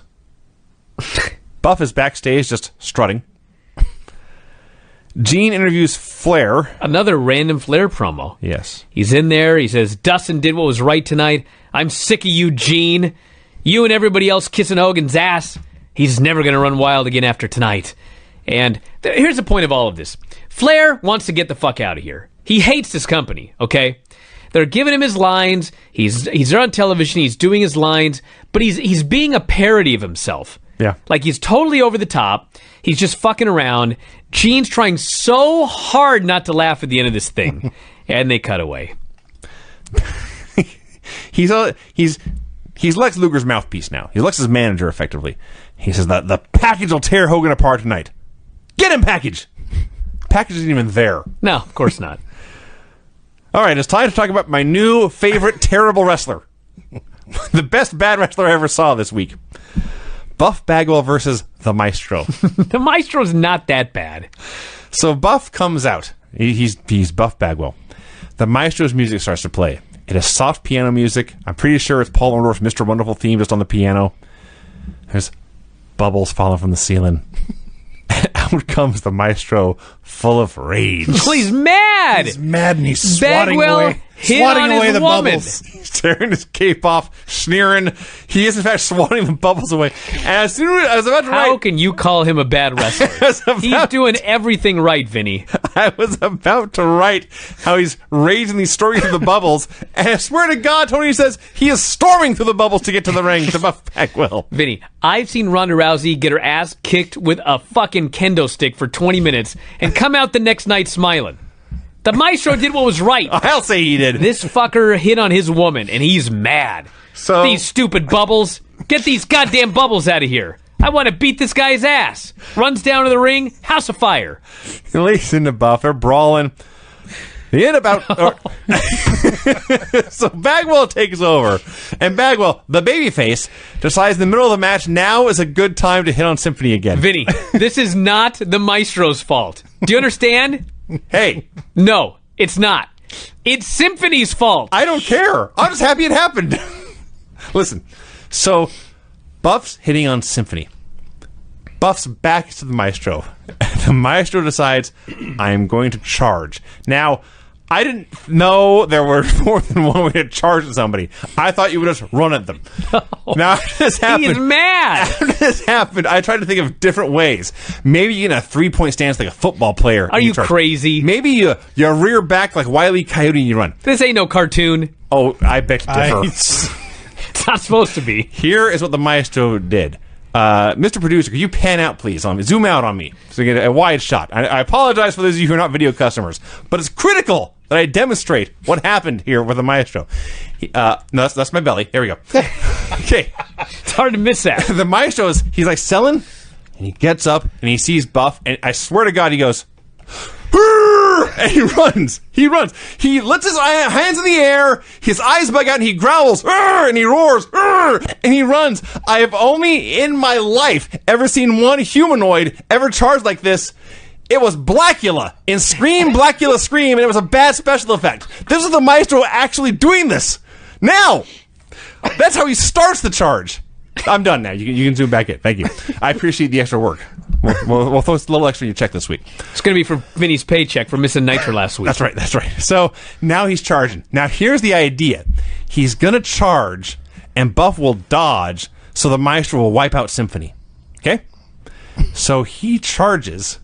Buff steps to the maestro's left, but Symphony steps to the maestro's right.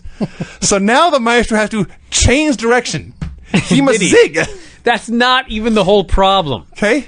All Symphony had to do was say move at the right time. Yes. Okay? The moment Maestro raises his arms in the air, she goes, Buff, move. And he gets out of the way. So now there's no Buff. Mm-hmm. But the Maestro still has to run and miss Buff. Yes. So he just runs like a crazy man for an hour.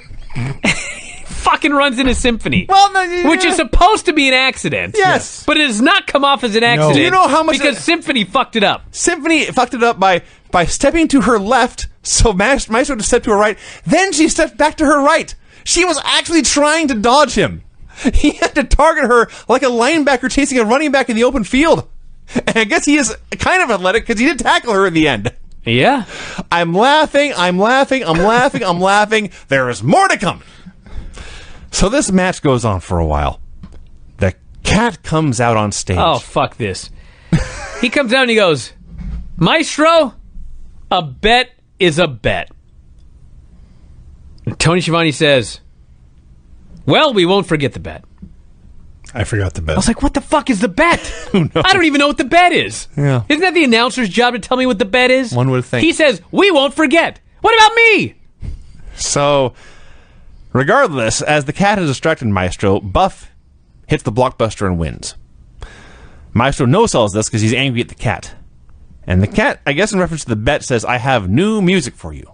Because whatever bet they had... Apparently the bet was that if Shat showed up with James Brown, Maestro would have to use whatever music Shat wanted him to use. I see. Which I think is 3 Counts music. Yeah. But whatever it was, they couldn't use it. Yeah. So they played just some normal song. Maestro is furious. Maestro, if any of you want to know what I look like when I have a freak out on Michael Cole or Kevin Dunn or when I have to go for a walk, I do exactly what the Maestro did here.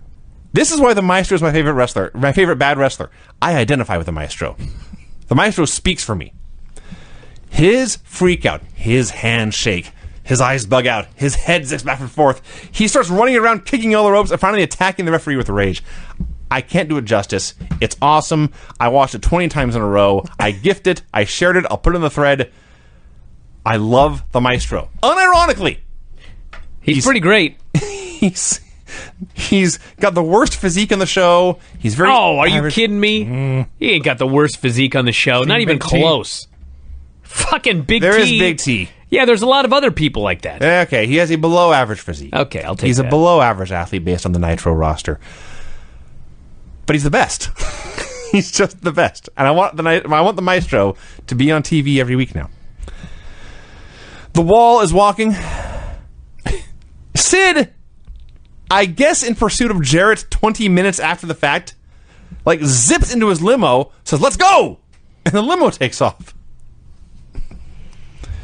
We get clips from WCW Saturday Night This. where Hacksaw Jim Duggan has found the TV title in the trash. Mm-hmm. He cuts a promo on the Prima Donna Millionaires who threw this in the trash.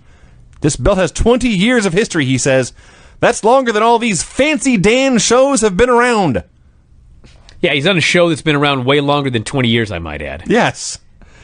He dares anyone to come take his belt, and believe you me, anyone answered. Yeah. Robert Gibson. Of the Rock and Roll Express. In the year 2000. Yeah. He hasn't aged in 19 years. No, I guess not. He comes out. They probably had a pretty good match, I bet. I'm sure they did. Hacksaw pinned him with a knee drop. This brings out William Regal, who says, I have won the TV title 4 times. I am the greatest TV champion of all time. You, Hacksaw Duggan, are a disgrace to that belt, and if I can't beat you for that, I will retire from WCW. So Hacksaw's Hunter, and Regal is Cactus. And yeah, if I basically. can't beat you for the title, I'll retire. Yeah. And Allow me. They actually plugged a match for Saturday night. Yeah, great. Okay. On Nitro. You numbskulls weren't here this week, and you didn't even watch it, Vinny. So, they have been building up this fucking wall for about however long it took to build the Great Wall of China. Sure. Years, decades. He beats everybody. Sure does. Like, why is the fucking wall beating everybody? And I believe it was you that said, well, they must be building him up for Hogan. Hulk. Hogan needs a big guy to fight. Well, last week on the show you didn't watch, he faces Bam Bam Bigelow, and Bigelow hits him with his fucking move and pins him clean in the middle of the ring. Yep. Oh. I thought, what in the fuck was that all about? When I said they Okay? were building him up for Hogan, what I meant was Bam Bam. So I was mad last week, because I was like, I wasted all my time watching this fucking wall, and now they just beat him like his streak is over, okay? So this week, it's the Wall versus Bam Bam Bigelow in a rematch. Yes. They go out there, Bigelow hits all of his moves, the Wall kicks out of all of them, and then the Wall beats Bam Bam Bigelow. Yes. I was filled with so much fury. And you know what's interesting about this? I'll tell you. Why was I so mad? 50 booking? I was mad because they did something last week that was dumb. And then they undid it, or they tried to undo it this week.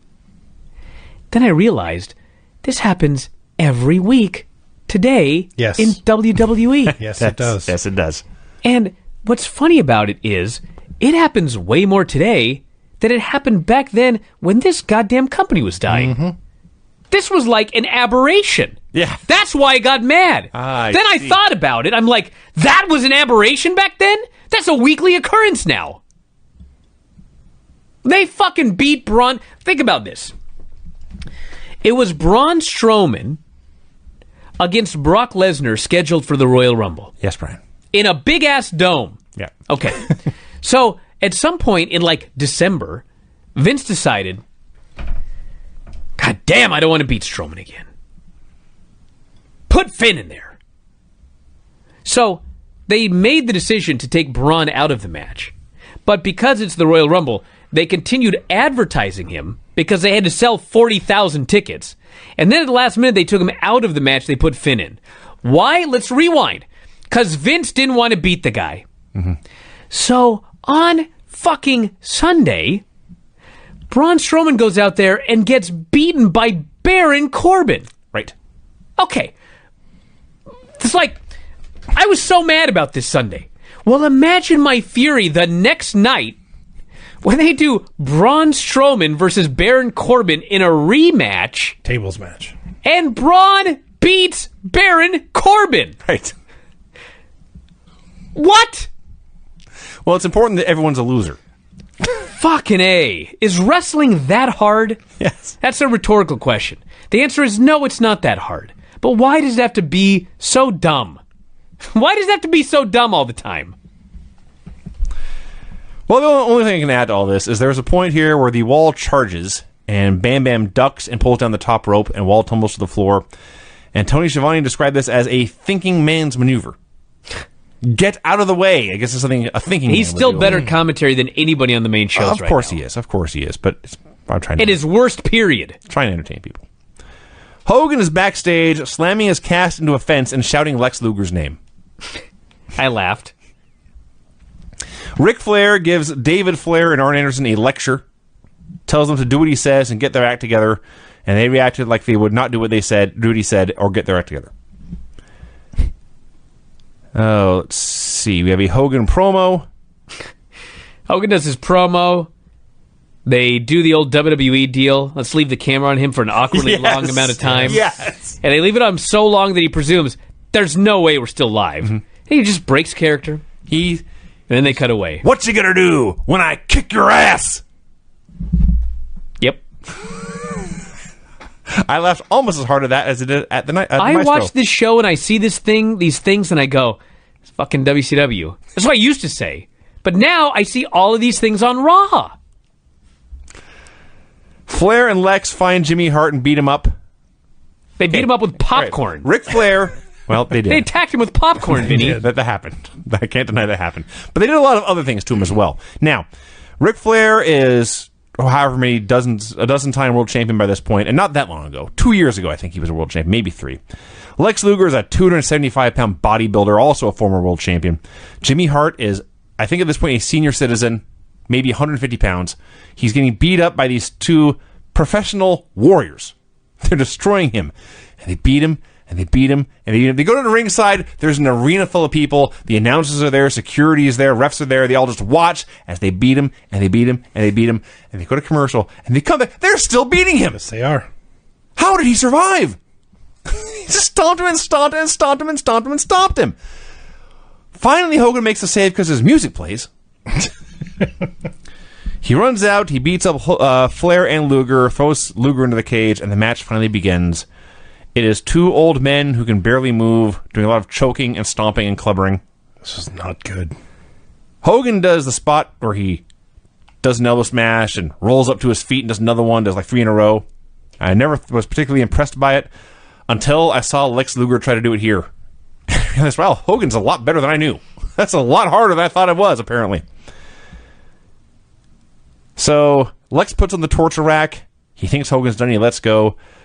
Hogan hulks up, and it still works. This crowd loved Hogan hulking up. They went nuts for this guy. They're losing their... He was crazy for They're this. losing their mind. He hits the big boot, hits the leg drop. Flair comes back down and attacks Hogan. Mistake on Flair's part. It's Hogan versus 2 men for a long time. Finally, Lex hits Hulk with the chair. He goes down. Doug Dillinger gets in the ring. Lex puts his arm in the chair and breaks it. And that's how the show goes off the air. There was no finish in the last man standing cage match. Right. Well, I mean, it was escape the cage. And so my assumption from watching this is that the first 2 men to put their feet on the ground were, in fact, the heels. That's a reasonable assumption. So I believe that Lex Luger was, in fact, the winner of this particular match. hope they alert us to what happened after curfew here. Gosh, I'm going to be on the edge of my seat until I find out. So the best thing on the show, besides the My Show, was in fact Hulk Hogan versus Ric Flair in the year 2000. Yeah. That surprises you. Why? I don't know. I mean, it shouldn't surprise me. It's kind of. It is a disaster for WCW. You're paying a lot of guys a lot of money to stay alive, and your best reaction is for the 2 legends. I love that they're in a steel cage match. They're surrounded by metal, barbed wire, or not barbed wire, but galvanized steel, chain link. Hogan takes his fucking guy to the corner. He puts his cast in the corner, and he rams his head into his own cast. Yes. I'm like, okay, this is stupid for 1,000 reasons. Sure. Number 1, throw him into the metal. Number 2, that's your broken arm. Why are you ramming this guy's head in your arm? All legit questions. So that was Nitro. Well, I got your music. Okay, then. You told me you had my music. Would you shut up? The finishes on this show were DQ due to run-in after 30 seconds. Clean pin. DQ due to interference. Pin after an imposter and a commentator were both in the ring and a chair was used several times. DQ when one guy hits his own partner with a chair.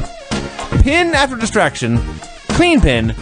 No finish in a last man standing steel cage match. Shazam. That's it, everybody. What a great show. Sure. No, it sucked. Yeah. Brian. Yes, Rob. Where's your flag? I got it here. That stupid flag. Yes, Rob. I'll wipe my Minoru Suzuki socks. Why isn't your mic working? I don't know. You can't talk then. Well, fine, to hell with you. They did something to it. Okay. Should I just move mine over? Talk again. Talk. Okay, Hey. go ahead. Operator. And I forgot what I was going to say. Oh, no. I remember. Trained professional. Yes. I'm actually not a trained professional. I'm a pseudo-amateur, not trained producer. So you're trying to get fired, or what are you doing here? Well, you already threatened me once today with that, so what the Oh, hell? I was here. All right. Watch it. Go ahead, Vinny. Nitro. WCW Monday Nitro number 232, February 28th of the year 2000. Now, we have been, the past month or so, been building up to a feud between Sid Vicious, the WCW champion, and his top challenger, Jeff Jarrett, the chosen one. So this show opens, and there's a Sid versus Tank Abbott video package. I think this was way cheesier than giving birth to a hand. This goofy video package they put together was so corny. It's just ridiculous. So first of all, I was just confused. I thought, is that happening? Is that going to be on this show? So also in this video package, Kevin Nash is crazy now. Dallas Page is helping Ric Flair beat Vampiro. I have no idea why. And Jarrett is breaking guitars over a ref's head. So then Sid arrives, seething. He just gets out of his car in his blue sweatshirt and turns to the camera and seethes. And Tank arrives and everyone's cheering for him. And yes, the main event of this show in a world title match, Sid Vicious versus Tank Abbott. Yep. Fuck yes. I'll remember you said that. Oh, we're going to remember that. I heard Vinny squeal all the way from my house. I'm so excited. So Jeff Jarrett, who the storyline is, has been breaking guitars over random people's heads. Mike Tenay, confronts him. Hey, Yeah. there's more, Vinny. He broke a guitar over Tanay's head. He did. They brought it up here. Yeah, Tanay doesn't give a shit. Totally no-sells it. Just goes up and starts asking this guy. And the key to this interview, everybody, is Jeff Jarrett explains. Listen carefully. I don't care, he says, that Tank Abbott is getting a title shot tonight. Yeah. I don't care. My title shot uncensored is signed, sealed, and delivered. Mike Tenay, who, mind you, was hit with a guitar by Jeff Jarrett recently. Mike Tenay's question is, if Tank wins, do you think you can beat him? Could you ask a dumber question? The fuck do you expect Jeff Jarrett to say? Jeff says, yes, I can beat him. He guaranteed it. Guaranteed it, yes. Maybe Tanay's writing all the questions for the interview people on WWE nowadays. So this show got off to a horrible in-ring start. I'll say. It's the Mamalukes versus Lane and Idol. Can I just say something here? Please. You know, I've been doing interviews with people for many, many years, and rarely, I'm sure you can find some instances, but rarely when I'm interviewing somebody, is there a very awkward moment. You want to know why? Buff Bagwell. That's totally different. Okay? Because why bother asking a stupid question? Why bother asking a question that you know you're not going to get an answer to? Do you know what I'm saying? Who writes these fucking questions for people on Raw and now on Nitro? Why would you ever go into the UFC and say, you know you're fighting Conor McGregor next week on pay-per-view. Pack your bags, Vinny, and run. Do you think you can beat him? Who the fuck would ever ask that stupid fucking question to the challenger for somebody in a fight? And that question is asked all the time on Raw and now on Nitro. And you know what the person always answers? They say, what a stupid question. Because it is a goddamn stupid question.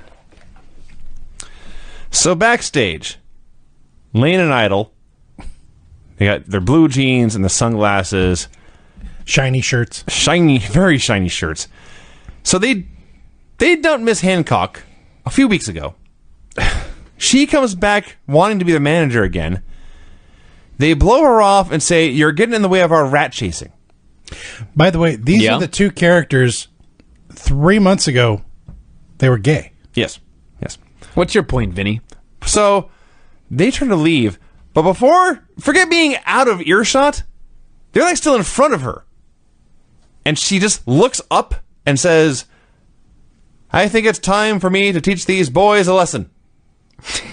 What surprises you about this? I don't know, man. I just forgot. Do you remember when she debuted like 3 months ago and was the worst actor of all time? Well, she's gotten no better. Okay. She's not improved. It takes time. Now, the first 10 seconds of this here wrestling match, seriously, among the worst 10 seconds of wrestling I've ever seen. They try to do some double team spot with guys running off the ropes, and they're at a sink. Like, all 4 guys are fucking up at once in totally different ways. It's mind-numbing. I was blown away. So Disco's out there doing commentary. He's managing the Mama Lukes. Madden, who is the heel announcer, is still burying Disco. Miss Hancock comes out. Disco goes to interfere. Miss Hancock dances on the table in her itty-bitty skirt. Lane and Johnny the Bull conveniently have dollar bills in their pants to give her. So eventually everyone is distracted. All the wrestlers and the ref and Disco. Except Vito. And the announcers. Vito is the only one who kept his head in the game. Because he got to win. That's true. He hit Idol with a DDT and pinned him. This was a World Tag Team Championship match. And he's Idol now. He's not Lodi. No. Yes. Yeah. What? I don't know. So Vito asks Miss Hancock to dance for them. She comes in and dances with the Mama Lukes. So not only did he get to win the match, he got to dance with the girl. He got to dance with the girl. And I'm not going to say he danced better than Miss Hancock, but for totally different reasons, it may have been more entertaining. Well, he danced better than China. That's true. Sure. That's true. Now, this is still one segment. The Harrises run out and kill everybody. Yeah. They kill everyone. They cut a promo. They get cut off by their own music, and they leave. Go ahead. Thank you, Craig. Backstage on Billy Kidman's stolen camera. Oh, God. Yeah, I got it. Okay, listen. I got to talk about this, okay? Because I talked about it last week. Last week, Buff hit on Symphony, right. Ryan Shamrock, and she shot him down and humiliated him. Okay? He's the babyface. And then he said, please don't tell anybody. Okay? Actually, he bullied her. You better not tell anybody. This week, he tries to hit on Liz. Liz says, Buff, package. Buff, package. Buff, package. No, thank you. She walks off. He's appalled. He's been shot down a second time. He's the babyface. Okay? Are we sure? He's the babyface. All right? Now, later, actually, right after this, yes, they go to Ric Flair, Luger, and Liz are watching on tape. Flair goes, Bagwell must be out of his mind. We need to go take care of business. And so, these 3 men decide that they've got to go take care of this fella that hit on Luger's woman. They're the heels. Okay? Okay. All right. My point of all of this is, because I need to be a fair man, all right? When something stupid is booked and you get the wrong reaction from what you think you're going to get, you're dumb, okay? When they did the Becky Lynch deal where she won and she won and she won and she won and she fairly earned a title shot, and then Charlotte waltzed her way in before SummerSlam, got her way into the match, and then won by pinning her friend from behind, Becky. And then Becky turned and beat the shit out of her. And they were surprised that Becky was cheered. They're dumb. Okay? With that said, for the second week in a row, when Bagwell comes out for this fucking match, he's a huge babyface. So it doesn't matter what we thought about this, okay? It doesn't matter who we thought should be the babyface or the heel.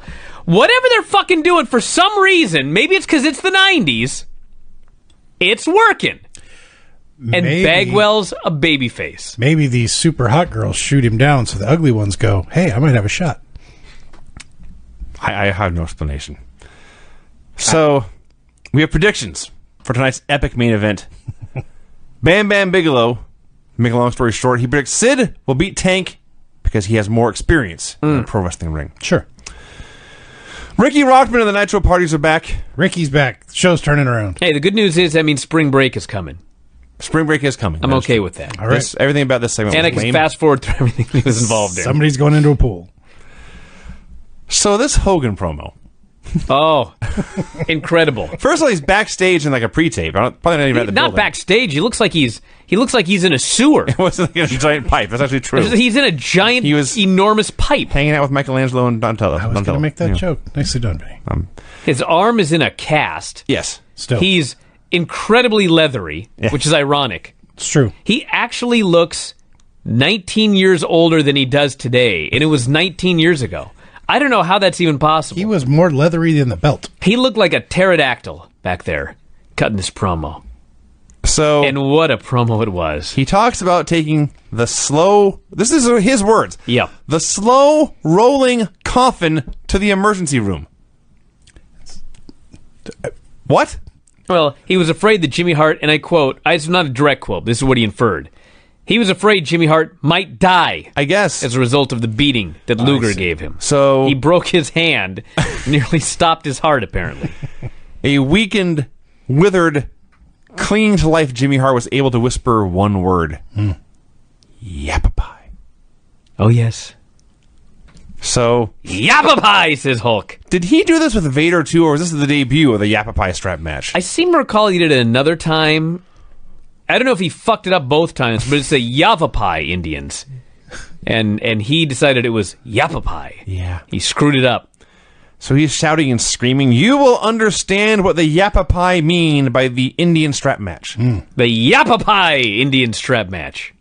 So this Yapapai tribe, Yavapai, Craig. okay, Yavapai, are they? Of course not. Is this what they do for sport? Do they have strap matches? Okay, are they good disciplinarians? Kevin Sullivan wrote this. That's all you need to know. I'm surprised it wasn't a Chinese strap match from 2,000 years ago. Didn't have it on a scroll. Yeah. So all I could think watching this, besides the absurdity of the Yapapai, was this is now the year 2000, Yeah. the 21st century. And he's doing the exact same Hulk Hogan thing from Yes. 1983. Yes. Yes. And not the Hulk Hogan that was in WWF after this, where the nostalgia was part of it. Vinny, let me explain this to you.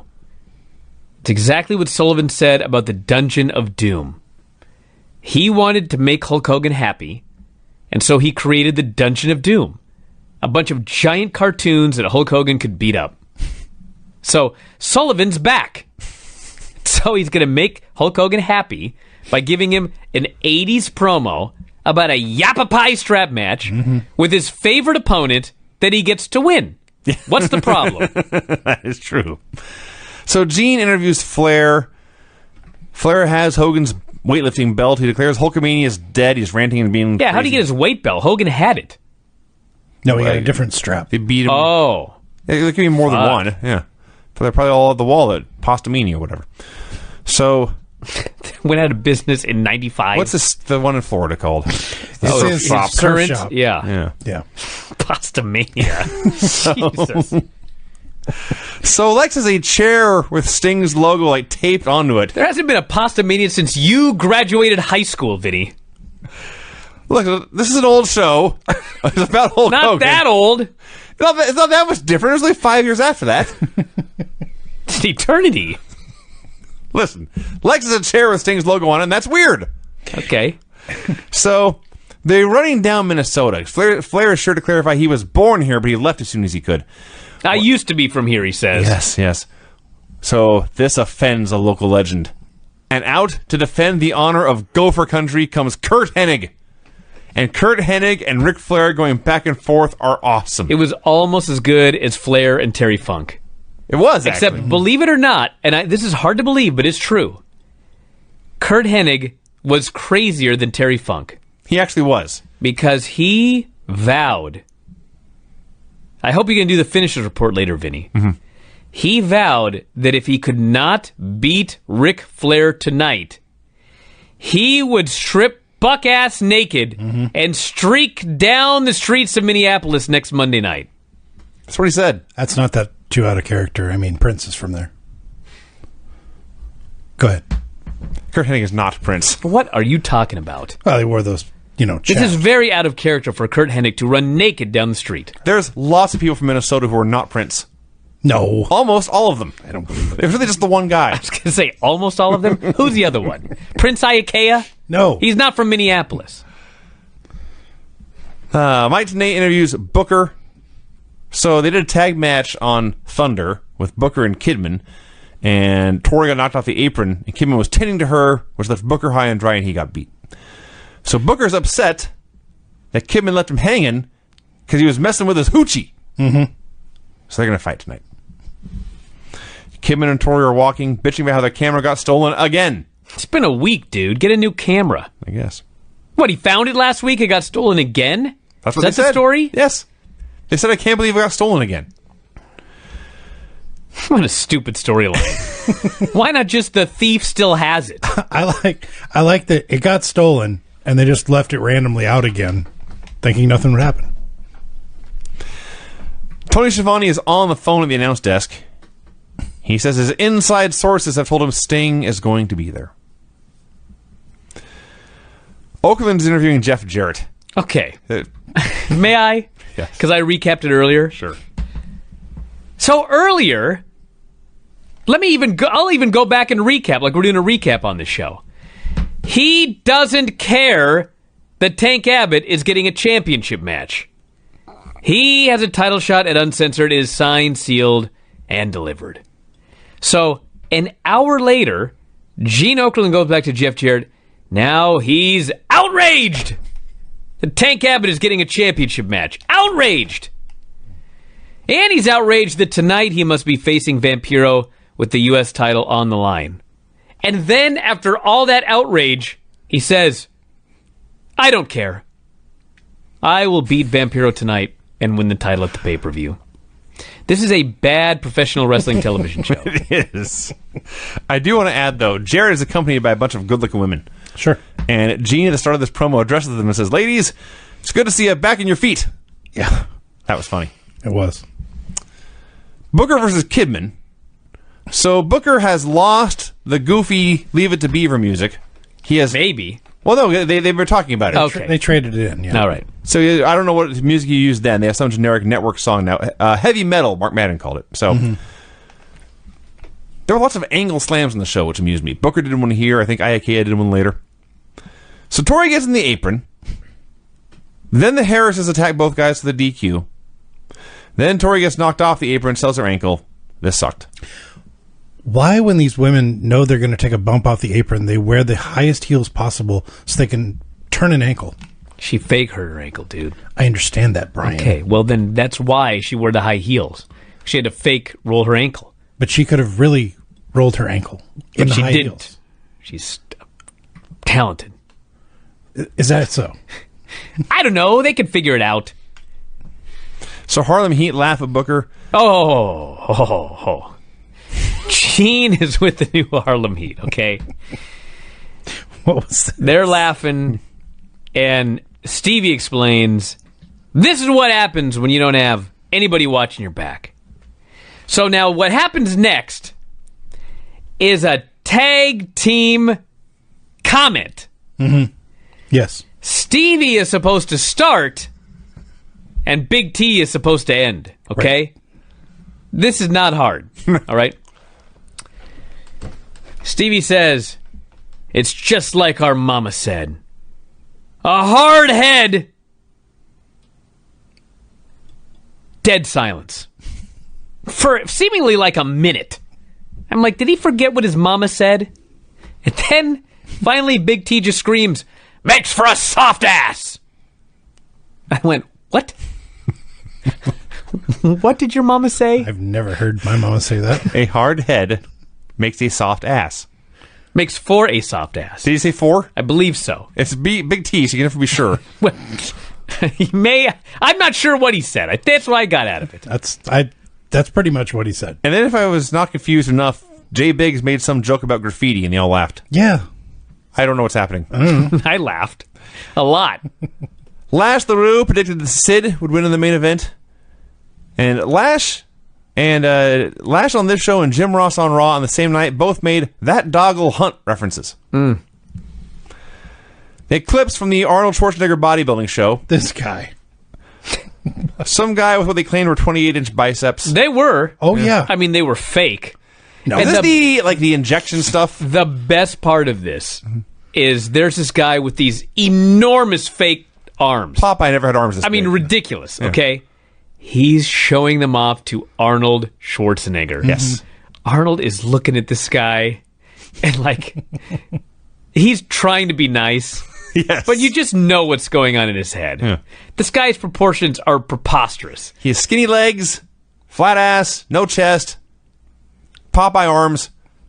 Yes, and Arnold's just trying to stifle a laugh the whole time. And they cut back to the announcers, and Mark Madden says, and I quote, "That can't be for real." No shit. I'm not sure that he knew it wasn't for real. Otherwise, why would you say that? It's ridiculous. Gene interviews Norman Smiley. Norman says what Dustin Rhodes did to Terry Funk was a crime. Tonight, Norman won't be screaming. It'll be screaming Dustin Rhodes. This was a good promo. Sure. Made me sad what they did with it later. Brian Knobbs versus 3 Count. Ugh. 3 Count challenges Knobbs to a handicap match for the hardcore title.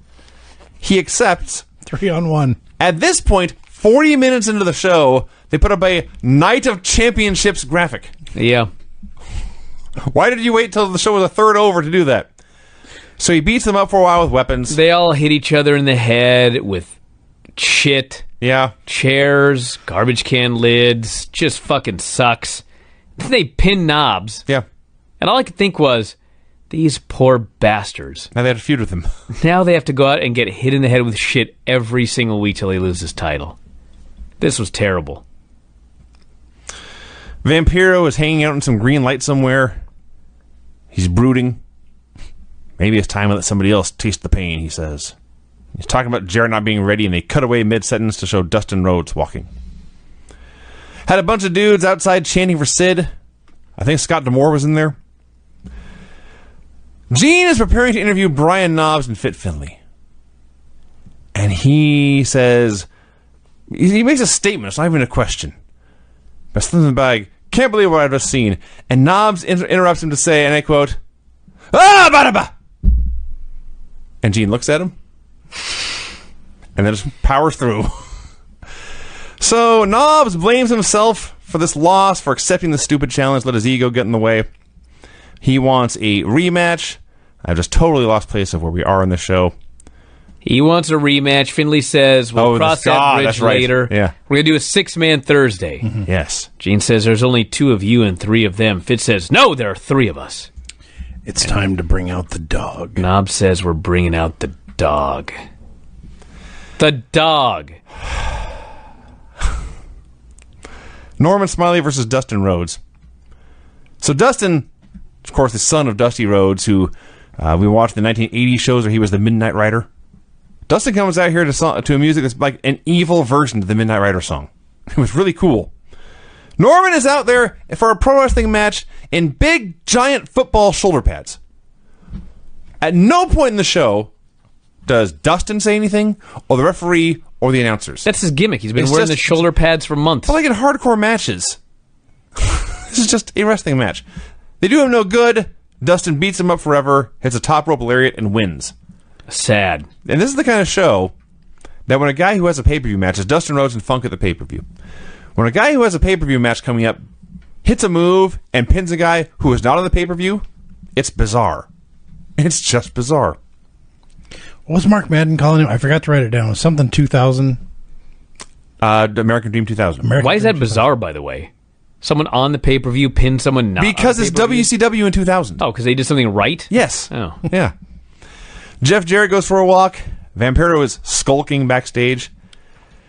Nick Patrick predicts Tank Abbott will win. I hope he's not the fucking ref. They asking the referees for. What a stupid company. Now let me talk about this next match, because it was like, it wasn't bad, but Nick Patrick is the worst referee I've ever seen in my lifetime, okay? We need a Hall of Awful.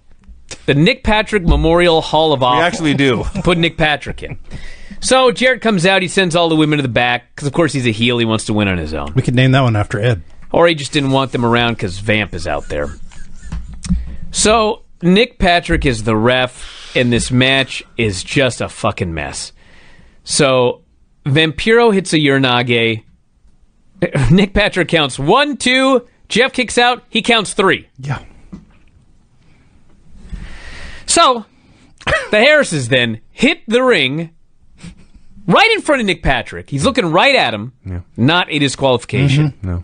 Sid runs down, and he runs wild on the Harrises. My God, did he run How wild. awesome worthy this was. This is amazing. You've never seen a clubbering forearm. Like the running, lunging clubbering forearms. Remember when Kane did this to Shane? Yes. He did it one time.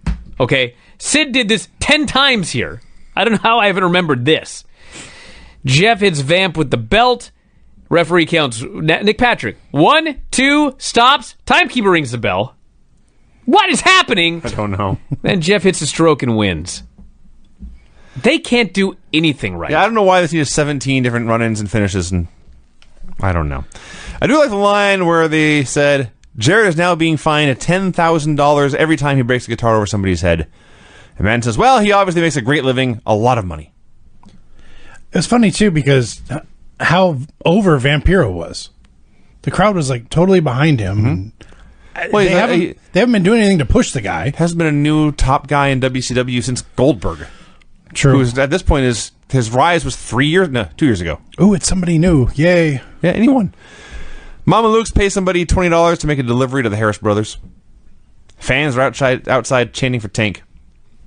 All right, so we go back to this Nitro party. Now, 3 Count's gimmick is that they're dorks. Mm-hmm. And they think they're cool when they dance, but no one else thinks they're cool. Apparently no one who produced this Nitro party got that word, because now 3 Count's like actually cool. And we are told when they dance, the chicks go with them. Oh, to be fair, it's Ricky Rackman telling this. This could be total bullshit. That's true. So Disco questions who Ricky is and why he's there. It's fair. Excellent question, Disco. I want Disco. I don't know either. So Disco goes to teach 3 Count how to dance. Where was this show from? I wrote it down. Minnesota. And these were allegedly in Ohio? The party's at Ohio State. And Disco, They're going around the country on the way to spring break, Craig. They just wrestled. Pay attention to Rackman. They just wrestled. Pre-taped. Yes. They didn't tell. Obviously, it's a pre-tape, Brian, but they implied it was live, even though Yes. Disco was on the show. Well, they lied. And 3 Count was on the show. Pay attention, Brian. Professional wrestling. Fit Finley beats up Vampiro for no reason I can tell. And the greatest moment of David Flair's career. Yes. Even better than the last time he danced with the Nitro Girls. David Flair comes out to dance with the Nitro Girls. It's brilliant. I take back everything and anything negative I ever said about David Flair. Wow. It's awesome. So, problem with this is David Flair already has a girl. It's Daphne. So the Nitro Girls leave. David Flair's alone in the ring. He turns around, and there's Daphne, and she's pissed off. And as Madden says, Daphne has David Flair's crowbar. Figuratively and literally. Mm-hmm. I laughed. You know, David was cutting a rug, and then he jumped high in the air and took a flat back bump. And started humping the air. It's Rick's kid. Yes. Yeah, it turns out he is after all. So he is in fact Rick's kid, because after blatantly hitting on like a dozen other women in front of his girlfriend, he sweet-talked his way back into her heart. That a kid.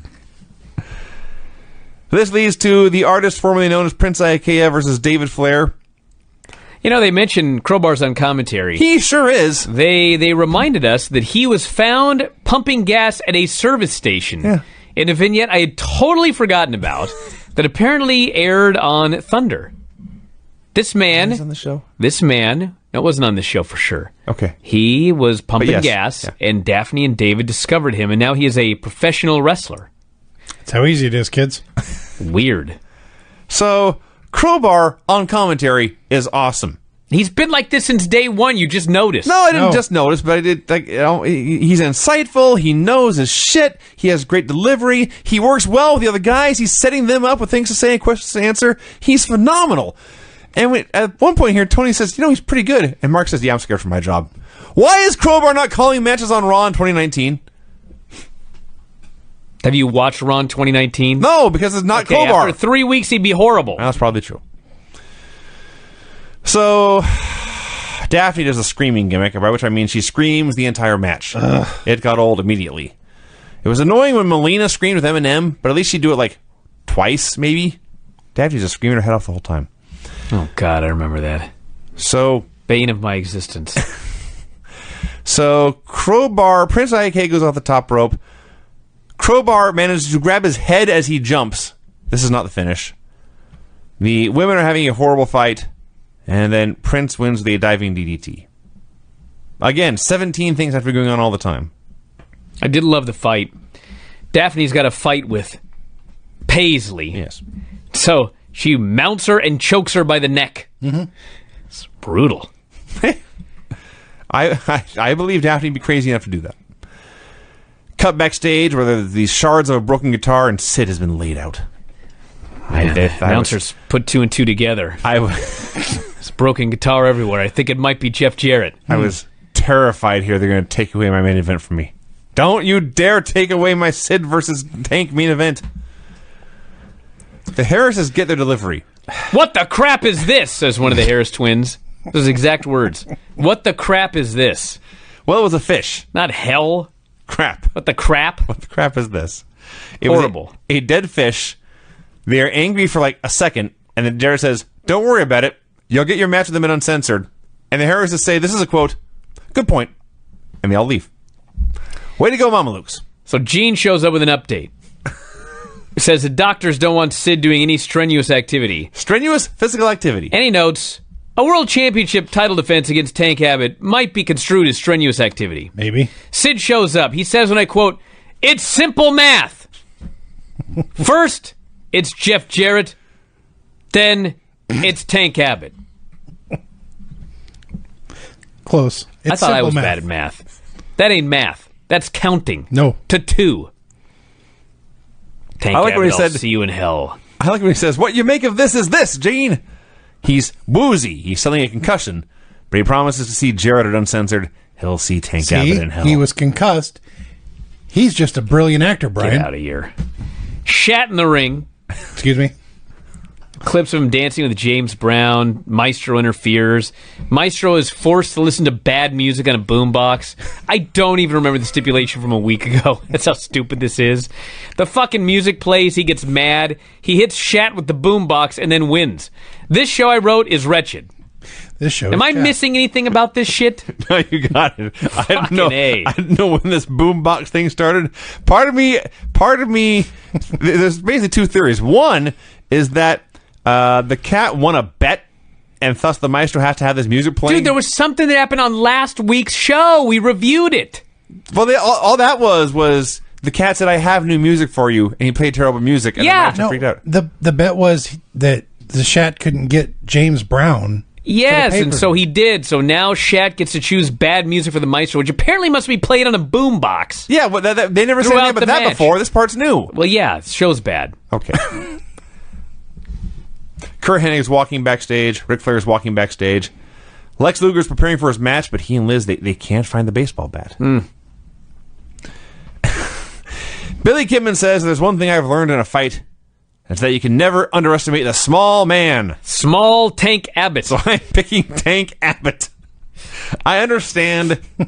He's probably smaller than Sid. Yeah, this is still poor reasoning.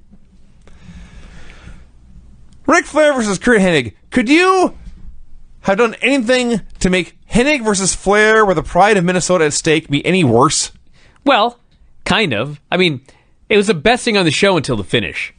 They had a very, very fun Ric Flair-Kurt Hennig match, and then that asshole Nick Patrick took a bump, and Luger hit the ring, stomped on Hennig, then he left, and Hennig just grabs a chair after that beating. Patrick won't allow him to use the chair. Patrick allows anything. So Flair kicks him in the balls in front of Patrick. Mm-hmm. Patrick counts the pin. Patrick, everyone, is not a heel referee. He's supposed to be an unbiased referee. He's awful. And then Flair whips Hennig, and he is crazier than ever. So I assume next week will be a vignette where Kurt Hennig goes streaking butt naked down the street. I'm waiting for it. Ming! The Monster Ming! Who can speak English, by the way. That's a new one. Prediction for the main event. He talks a little bit about both guys, and here is his prediction. "I like to see this match. I like to sit back and watch them kick the hell out of each other." Yep. No prediction. That's his prediction. Yeah. His prediction is he will enjoy it. Same as yours. Pretty much. At this point, my notes simply read, more clips from this shit party. It's fair. Lex Luger versus Buff Bagwell. As noted, Buff is super over as a babyface. Luger's hated. The women still love him. Yep. I like that it's Lex Luger, the total package. But one very clever fan made a sign that reads, Lex, no package, loser. I like it. Yeah. So Buff hits the... this was not as good as Flair Hennig. No. Yeah. Buff hits the Vader bomb, makes a cover, but Liz put Lex's foot on the ropes. This leads to Flair attacking Buff. Flair and a weight belt in the ring. Liz is about to slide a chair into the ring. None of this is a DQ. But then Flair chop blocks Buff, and this is a DQ. So, Sting comes down. Now, Sting wants to surprise Lex. Mm-hmm. They couldn't just have Buff get beaten in the corner on the side opposite the entranceway, so Luger would have his back to Sting. No, Sting has to come down to the ringside. He walks down the aisle, and then when he gets to ringside, he has to hide, like Waldo. He has to dip down below the ring apron and hide. Waldo? I know where's Waldo, but that's what you got out of this? You looked at him and thought, it's Waldo? He's hiding. Clearly he thought he was hard to see. So eventually Lex turns his back. Sting gets up on the apron, and Sting hid. Why did Sting hide? Sting hid so he could pull out the bat that I guess Lex was looking for earlier, and reach... That would be the bat. And reach inside and go to Lex and go, bonk. And Lex sells this by going, what the... And he turns around at Sting, and now he's scared. Yeah, it was the guy with the bat that just bonked him in the head. Some idiot's ringing the bell incessantly this entire time, I might add. So it must have been Daphne. So eventually he beats Lex up with a bat, and Lex leaves, and sucked. It sucked. Oh, Sid. Sid is my hero, Sid. Sid is storming backstage. He ranting to nobody but himself. Screaming at the top of his lungs. This is my best translation. Oh, I wrote it down. Okay. He screamed, "Come hell or high water, I will get you, Tank Abbott." And he starts screaming something else, and they just cut away. He gets as far as the world champion. And next to follow will be Jeff. And they cut away to show Tank Abbott walking. Yes. Okay, I didn't get the hell or high water. I just got now high water. I rewound it a couple times. Okay. I had to hear it. I will get you, Tank Abbott, and next to follow will be Jeff. Come hell or high water. Because he's hurt, you know. But come hell or high water, he's going to get Tank Abbott. Mm-hmm. The last bit from this lame Nitro party. And then... God, Vinny. You're such a geek. Tank Abbott versus Sid Vicious for the World Heavyweight Championship on the main event of Nitro. The undefeated Tank Abbott and the reigning champion Sid. Mark Madden took the words right out of my mouth. I cannot believe this match is taking place. Tank gets a motorcycle for his entrance. He never has before, but this is a special night. He's challenging for the world title. Sid comes out, all the pyro is going off. He's doing knuckle bumps with the fans. Everyone's going crazy. So they get in the ring, and Tank jumps him at the bell. Tank Abbott tries to win with a guillotine. He's got him in this damn guillotine. Sid's down on the ropes, clutching the ropes, which is why it's not a finish. But for like a minute, there's just this guillotine. Well, the first thing Tank did was go to work on the bad ribs. Bad ribs. And then when Sid doubled over, he grabbed his head. Psychology. Yes.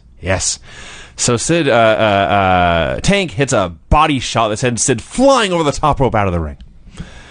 Gets back in there. Tank's carrying Sid around, hits a freak accident. He's standing on Sid's back and pulling up on his hair.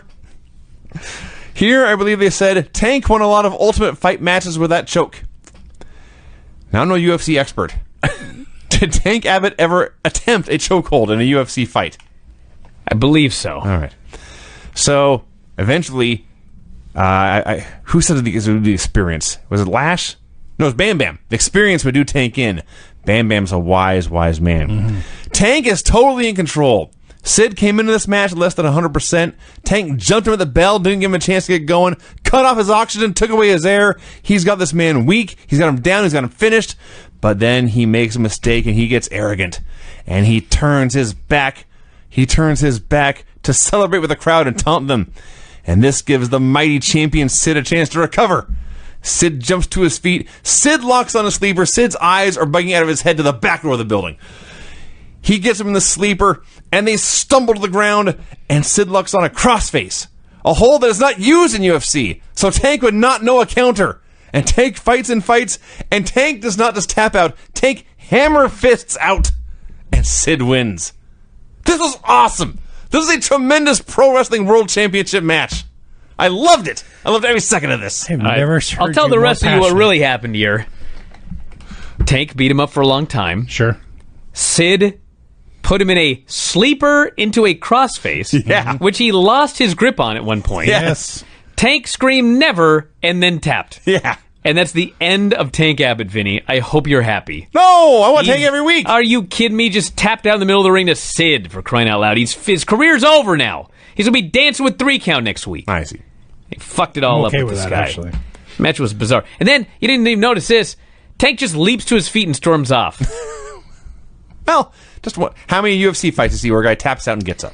So here's some of Tank Abbott's big wins in UFC, Vinny. He did win via KO and TKO twice. His next win over Steve Jenham was a neck crank. Ah. His next win after that was a forearm choke, Wow. which may have been what he did to Sid. And then he has various wins and losses, including this one here to Maurice Smith. Submission, in parentheses, exhaustion. That sounds like Tank. Yeah. I really enjoyed the main event of this show. You can tell. I need to go back and watch this fight he had with Hidehiko Yoshida. Pride Final Conflict 2005. The finish is listed here as submission, single wing choke. What is that? Tank has a wing? The hell is a single wing choke? That's weird. A one-wing angel?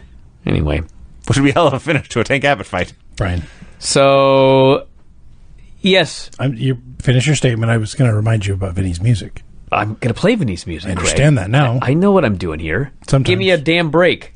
Vinny, you ready? Hang on. Okay, now. The finishes on this show were pin after all 4 wrestlers and the ref and the manager and the announcers were distracted. Double DQ when the Harrises kill everyone. 3 men pinning 1 in a hardcore match. Clean pin. Pin after interference and weapon shots were not the finish, but the stroke was. Pin despite interference and tons of distraction. Pin after boombox shot. Pin after interference and a low blow. DQ due to interference. And then clean submission by the world champion over an undefeated challenger. How long was that show? Jesus. Pretty goddamn long. How many matches were there? And I 2 clean finishes. 35 full seconds to go over all those matches. Wow. Mm-hmm. I liked it much better than Raw. I did too. Yeah. But man, what a bunch of bad shows this week. Yeah. Hopefully it turns around next week, at least on one half of the bracket.